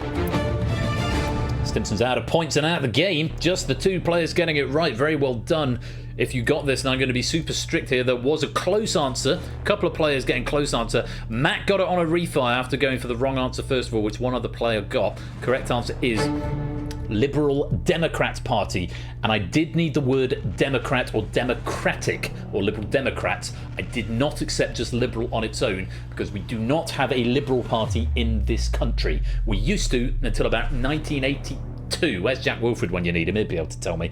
So I'm not going to accept the Liberal Party. So Ice Tim, unfortunately, that won't fly. Matt managing to get there with the refire, but Reform, Labour, Private Eye, Conservatives, Green, all of those incorrect. Clive got there first. Matt the Sprat got there afterwards. Everyone else is going to have lost the maximum drain. And Stimson, you are our first player in round 3 to hit 0. Thank you very much for playing, but it's the end of the road and it's lights out. Okay, Clive still with the lead, opening up the gap a bit. 74 to Arun's 56 in second. Fluffy in third with 43. Ardenfetz is in peril with 8 points. If you get this one wrong, Ardenfetz, you will be eliminated from the game. Let's take a look at question number 7. Maximum drain is still 15 points. Take a look at this. Which word that translates as festival precedes Al-Fitr and Al-Adha in the name of 2 Islamic celebrations? Yeah, the door being there is entirely by accident, but it's worked out quite nicely. Camera used to be zoomed in a lot more, so I filled the screen a lot more. And then I realised, you know, it's okay, I'll just have my arms get chopped off and actually look like a normal person and contextually in the right size of my green screen room. That's time. The correct answer is Eid. E-I-D. Al-Fitr is at the end of Ramadan and Al-Adha is at the end of Hajj. Oh, I've got 2 footrests now. One of them is fluffy and alive. The fluffy is in the texture of the footrest in question, not Fluffy Bunny. Fate was the only wrong answer I got there from JR Plays Games, choosing not to refire, so losing the maximum. Thet, you did run out of points, so unfortunately it is the end of the road and it's lights out. Not under Ben's desk, indeed not. So, a couple of players in peril now, Ice Tim and JR on 11 and 2 points respectively. Drain rate is still up to a maximum of 15, 1 point a second. Clive hanging on to the lead, but it's jolly close now. Clive for 59, just 3 points ahead of Arun, who is still in second with 56. Fluffy in third with 41, just a point clear of Matt on 40. Let's take a look at question number 8. See what you think of this. Which legendary American rock star is the father-in-law of Millie Bobby Brown? Fluffy's got there. JR's out of points. Joe's got there now as well. And Nando. Ice Tim's out of points. And that's time. 8 answered, 2 abstained. He's not a frickin' rock star, damn it. I mean, I think he probably is the correct answer. John Bon Jovi. Millie Bobby Brown married Jake Bon Jovi in 2024. Wrong answers there included Billy Cyrus, Kid Rock, Springsteen, all of them incorrect. Very well done to Fluffy getting that after just over 5 seconds. Joe coming in at 9.4 and Nando getting it at 12.69. Nice. For the only 3 players to get it right, everyone else getting it wrong, losing the maximum. And unfortunately for JR and Ice Tim, it means you've hit 0. Thank you very much for playing, but it's the end of the road and it's lights out.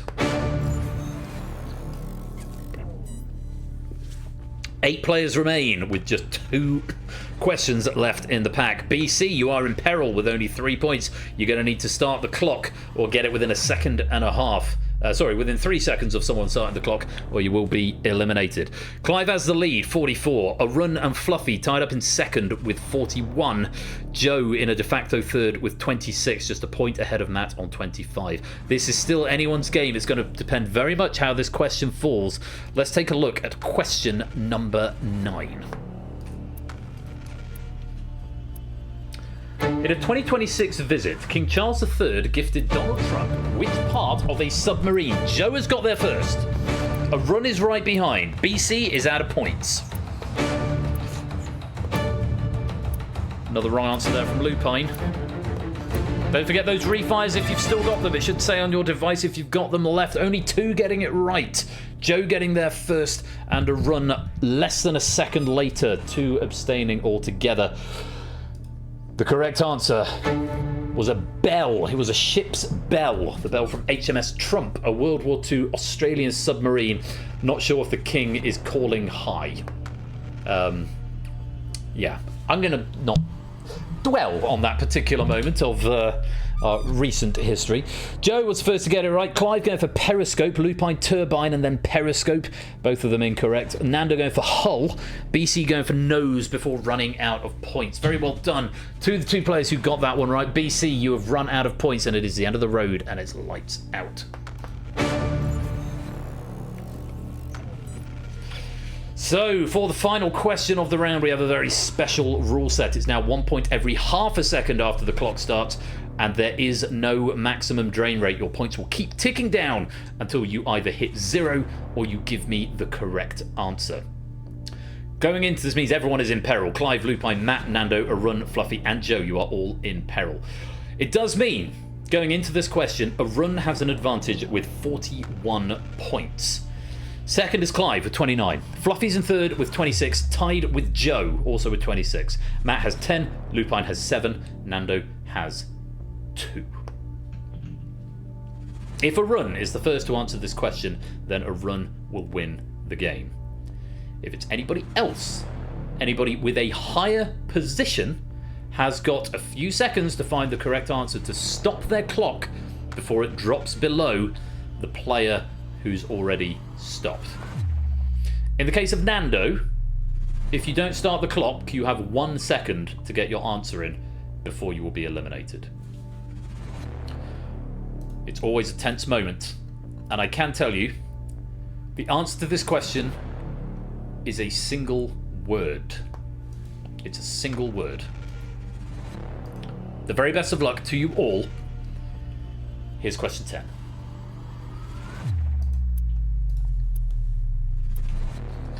What word links Jimmy Fallon Musically, a Canadian clothing brand with a beaver logo, Lupine is in, the highest scoring English Test cricketer, and in computing the topmost directory in a Unix hierarchy?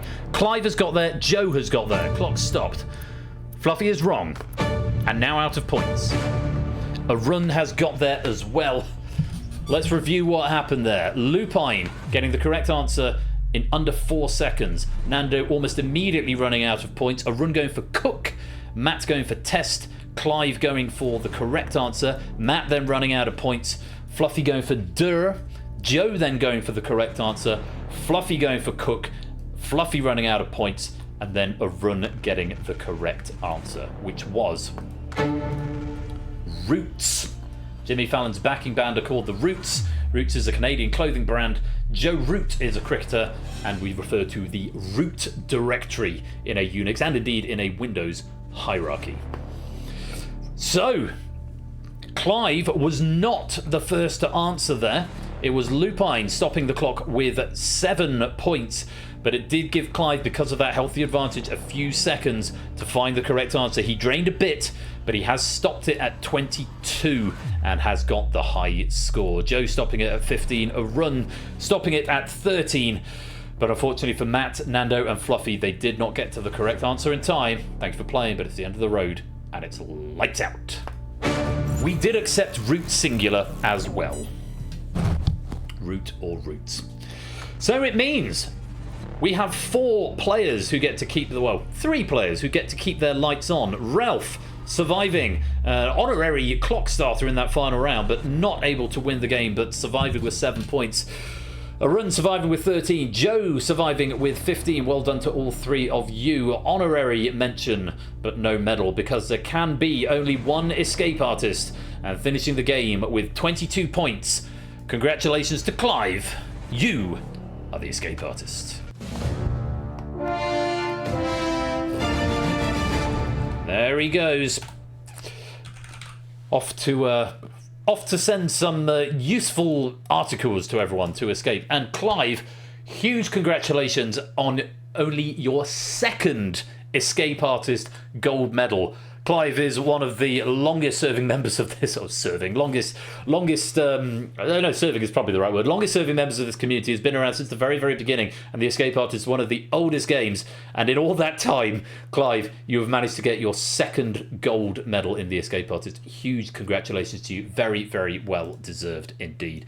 Prix and Nato, welcome both of you to the stream, and let's have a massive round of applause for It's Sotley, a very, very well thought out, very well pitched pack of the escape artist. I thought it never felt unreasonably hard. Really good balance of questions, particularly in that first round, and just lovely stuff all the way through. So thank you very much, It's Sotley, my Trivia Coleman teammate from the OQL League. Really, really lovely pack, and very many thanks to Cola as well for proofing it too. So, that is all the quiz for tonight, my friends, but no Thursday is going to be complete until we have done the Thunderball draw, which is going to be coming up in just a minute. Before we do, let's check out the overall leaderboard. Total numbers of questions correct out of 30, and that should have written your pennies to the drive.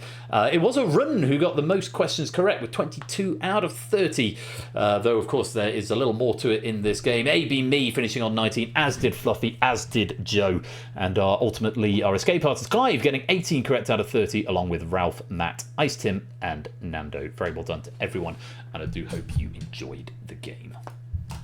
Pennies should have been added.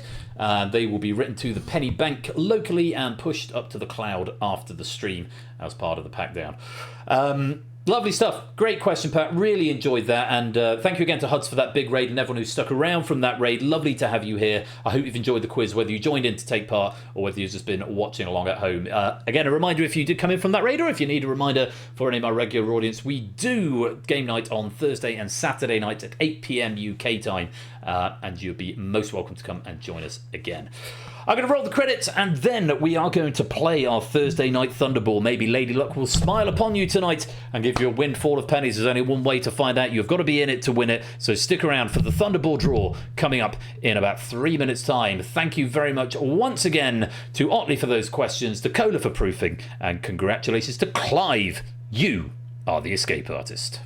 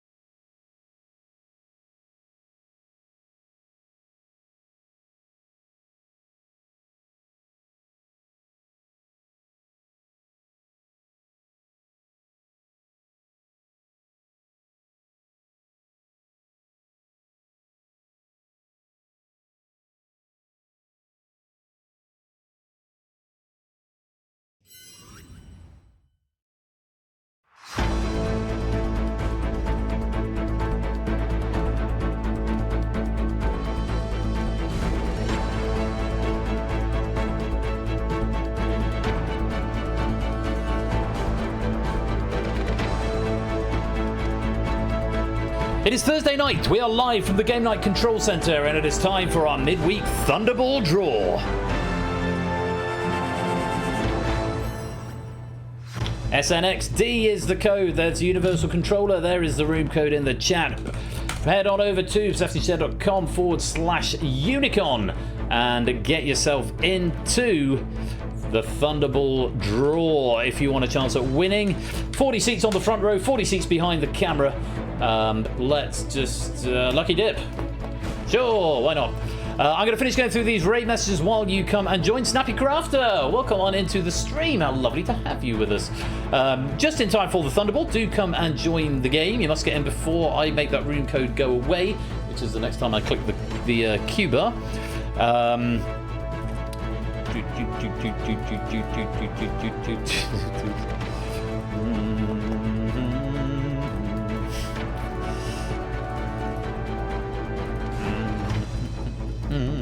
All right, I've got a lot of raid messages that I've got on my shortlist, but a lot of them are variations on a theme and are likely to be honourable mentions rather than winners. So, yes, Alexander wanting a pre-lottery lottery.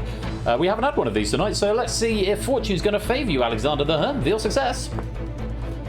1752. That'll do. That's beating the odds. Let's have Final Fantasy set. Yes, so of course, if you play the lottery, you have the choice when you get up to, is it 10,000 micropennies, which are the automatically accumulating currency you get just for watching and clicking buttons in the chat. When you get to 10,000, you can cash that in either for 1,000 pennies flat rate, or you can have a spin on the lottery, which has a, I think, 45% chance of giving you more than 1,000 and a 55% chance of giving you less than 1,000, but a very, very small chance that it might give you like 9,000. So most people tend to go for the lottery, but occasionally people do like to cash in the 1,000. Fluffy Bunny is going to put it to the test right now with another lottery spin. Fluffy Bunesque going for a lottery. Feel success. Whoa, 46.53. I think that... Fruity. That's fruity. Miss Most, I'm sure it was great, Prues. It was great. Right, any more lotteries to cash in before I lock up the main lottery draw? We've got 2 seats on the front row if you want to come and join us. Woollyback is going to have a spin on the lottery, as is Joe. Well, let's cue them up. There's Woollyback, there's Joe. Veal success to you both. 798 and 39.69. Woollyback missing out there. But Joe getting the lion's share again, and over the odds payout. Very well done. So another 30 seconds or so. Passive income 303. So I looked at my stocks and shares today. So that's like 7.2%. I was like, oh great, that's 350 quid or whatever it is. For doing absolutely nothing. That's quite nice. Well, yeah, no, literally, absolutely nothing. Otley, you have to claim it. You can't just type lottery. Unless you're starting a weird chart, you have to claim it in the. You have to click cash in pennies if you've got 10,000 micropennies. Little button underneath the chat bar with the micropennies. Yeah, it was worth a try. Yes, unless it appears in my little queue in the top right of the top right monitor. There you go. Lewis is. Oh no, it's Otley. It's not Lewis. Why did I think it was Lewis? I declare lottery. We will get to the Thunderball in just a moment. First of all, it's Sotley is going to have a spin on the pre-lottery lottery. Let's see if this works out for you. Oh, and Prugs as well. Let's queue you up. Two of you. It's Sotley and Prugs both going for a pre-lottery lottery. Veal success. 352 and 36.54 for Prugs. Again, one winning and one losing. So for Prugs. And for It's Otley.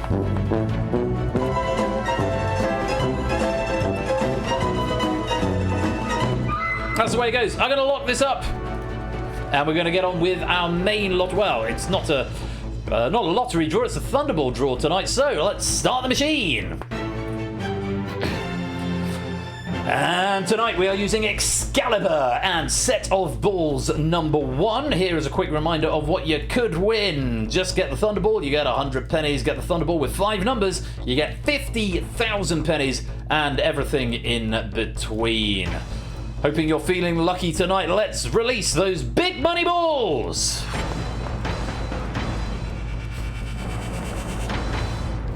In they go. Tumbling into Persephone's drum right down there. Those from Huds' channel may recognise this with a slightly different skin. This is the original look. And Huds has got the custom version. Right, 39 balls, 39 blue balls from the Thunderball machine in and rolling around. 5 of them to be drawn. Let's see if Lady Luck is going to favour you tonight. Good luck. Let's start the draw. You're going to be a good luck charm, are you? Come on then. There's a dog going to announce the balls. Let's have a look, shall we, Dex? First one out tonight is number 29. Third appearance in the main Thunderball draw. We last saw that Thursday, the 26th of March. I've got that on one line, so I'll take that as a reasonable start point. Good boy. Next out is number 17. Fourth appearance in the main Thunderball draw. Again, last saw it on Thursday, the 26th of March. I do not have that one. Yeah, this one's not really into balls. He likes nicking other dogs' balls and then trying to shout at them. He gets interested for a bit and then he sees like a piece of grass he hasn't sniffed and decides to do that. Oh, we've got one that's fallen off. Let's try that again. There we go, that's more like it. Number 39, 6th appearance in the May Thunderball draw. And again, last saw it Thursday the 26th of March. Which is, that's 3 balls on the trot that we last saw 8 weeks ago. 7 weeks ago. Whenever it was. If we get the exact same line, that would be statistically improbable. There we go. Number 11 is next. 4th appearance in the main Thunderball draw. We last saw it on Thursday the 30th of April. That was 2 weeks ago. I've got that on 2 lines of my 10. One more from this first machine. Let's see what we can do with this. Or not. We'll try that again. Got one second time. It's number 36. 4th appearance in the main Thunderball draw. Last saw it Thursday, the 15th of January. I have that on one line. So I've got 1, 2, 3, 4, 5, 6 lines, each with a single number, which isn't particularly great. But the odds do go up for me because I can now have 3, 13, 12, 4, 6, or 14 as the Thunderball, and I'll get a reasonable amount. Quick reminder of the payouts if you want to compare it as to what the odds are of what you could potentially win. Based on what you've got at the moment. So if I get any of those Thunderballs, I'll get 500, which is what I'm chasing. So any of those 6 would do me nicely. Good luck to you all. Let's release the Thunderballs.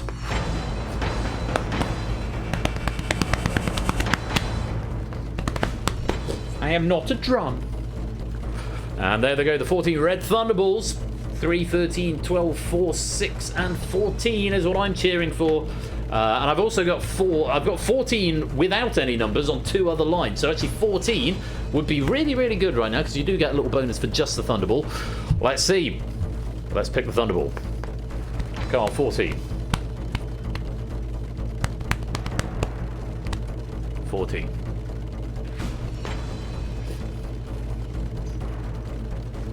Get one first time. We are indeed. It's number 6. 3rd appearance as the Thunderball. Last appeared Thursday the 26th of February. That completes one of my lines. I do get some winnings. And let's have a look at tonight's winning line, this time in ascending numerical order. Your numbers tonight are number 11, number 17, number 29, number 36, and number 39. The Thunderball is number 6. I'll take that Thunderball with one number for 500 pennies. Let's see how everyone else got on. Our big winners, first of all, on a single line. Arun, Oni, Otley, Silver Electron twice. Jerry, all getting 2 numbers with the Thunderball for 1,500 pennies. Effrontery, Natter, Lewis twice, getting 1,000 for 3 numbers without the Thunderball. SJ, Matt twice, Nando, and probably several others for 1 number with the Thunderball for 500 pennies. Big overall winners then. Silver Electron, 34.50 across 5 lines. That is a good good windfall. Jerry picking up 2750 across 4. Lewis 2000 across 2. Otley 1850 across 3. Arun 1750 over 2. Oni 1750 over 2. Matt 1500 over 4. Effrontery 1200 over 2. Sorry, 1250 over 2. Nata 1250 over 2. SJ 1200 over 5. Very well done. If you did manage to get some money out of the machine tonight, that has been written to the bank and will be uploaded to the online bank, where you can go and check online at persephoneshare.com/pennybank after the stream, normally about half an hour after I've finished. Triple_6, which looks like a new name. You don't have any pennies yet. Triple_6 wants to do a lottery. I've never had this before, where I've had to do it to a player who's never played before. So, Veal Success, your first pennies, Triple_06, are 285.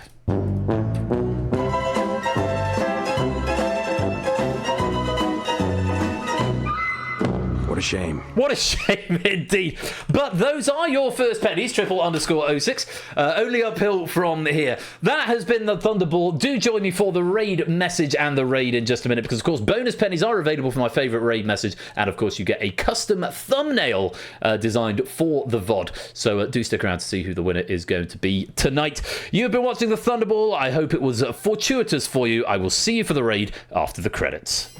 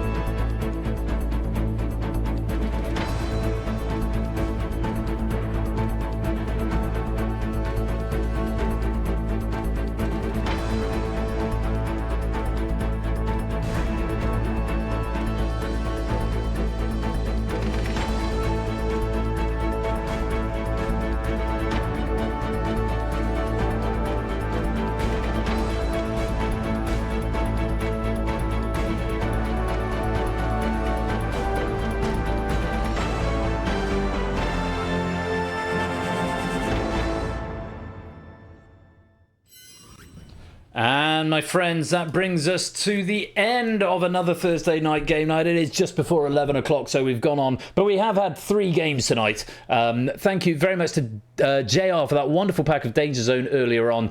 Really enjoyed the Drain, and I'm looking forward to watching that back. Don't forget that the Drain are all being featured on Twitch, and eventually you'll get a full thing of the whole tournament to watch when the tournament ends. But that was really good fun tonight. Congrats again to Arun. And then a really lovely pack of the Escape Artists. So very many thanks to Otley and to Cola for proofing it, and congratulations to Clive once again on taking that medal. I'm going to be back on Saturday night. We have got the first episode of Distinction this season. Very excited about that. That's been written by Oni. We've got heat number 5 of the Drain, and we've got Google That by Lingo Maniac. If you are only here on the Thursday stream, next Thursday we've got our only game of Money Box this season by John. Another Heat of the Drain, Heat number 6, and the return of Power Play, the latest finished format, if we're not including the gallery game, which I now got a picture of this. Yeah, that's going to make an appearance at some point. But Power Play next Thursday, as written by Shadowmane. Don't forget also, you can go follow Ash the Bash, our great friend and compatriot in the quizzing cinematic universe.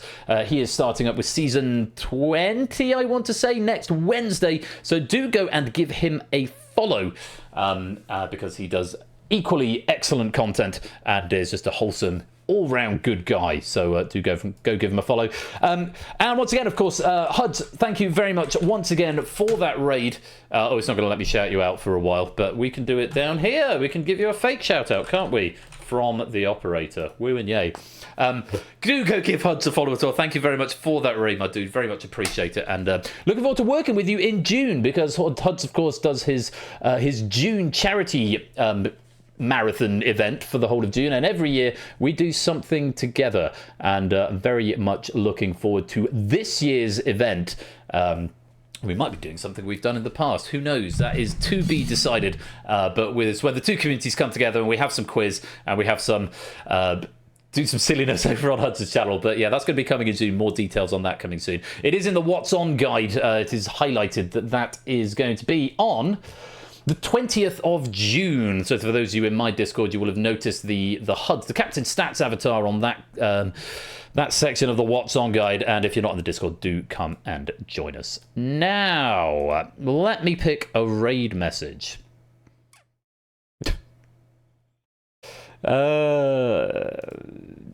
Right. I've got a few. So, honorary mentions, first of all. We've got the Crystal Danger Zone by Shadowmane. A lot of variations on the same theme. I can't pick a winner. I'm not going to try and pronounce them all. But from Itsotli, Svifgomamanometer. From Lingo, Svifmanamanamanamanameter. Paulissa, Manomanomenomenomenomenomenomenomenam. Svifmanometer, a spinach filled with pastry from Oni. Sfigomamom, from Alexander the Herm. And from Matt the Sprat, Sfigomamamanometer. That's probably my favourite of the lot. Very well done to all of those variations on the same thing. I'm gonna come back to that. From Lingo, Ed Tudor Polam. Again, variations on a similar theme. Balls in a shag bag from Shadowmane. I never put my balls into a shag bag from Puzzle Dan. I've got a hole in one of my shag bags from Simpsons Angle. I like that one. From AB Me, Binge the Drain. Well done if you got Buzz Balls from Comradelac. For some reason, this episode is all balls from SJ. Not under Ben's desk from Fluffy Bunny. Fluffy and Alive from Green Day.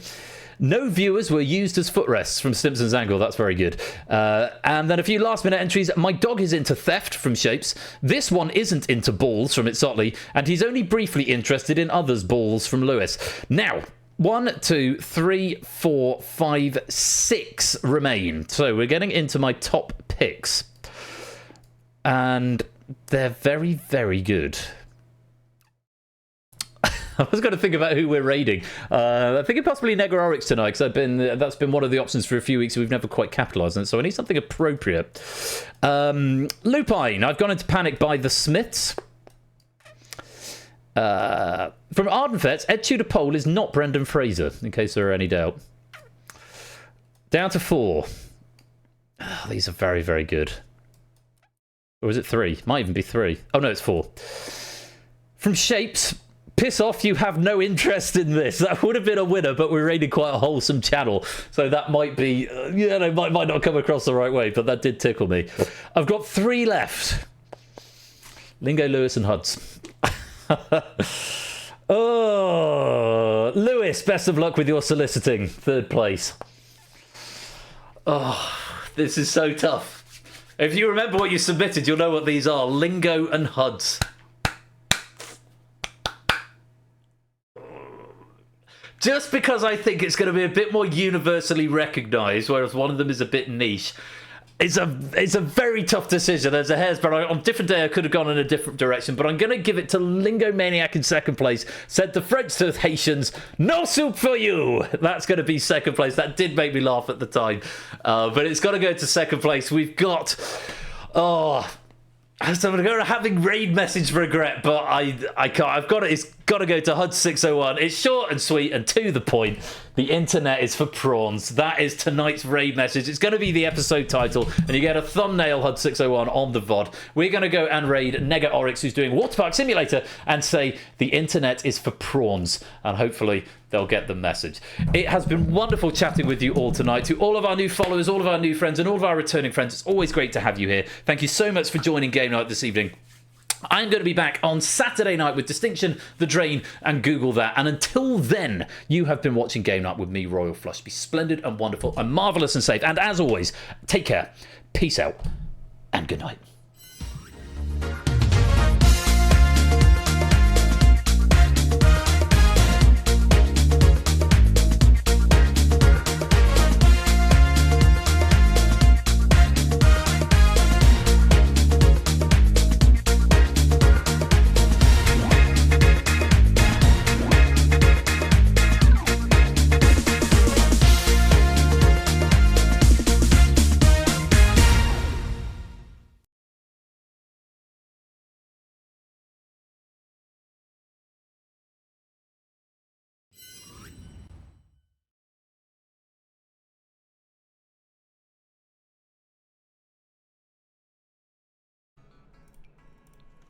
What about this little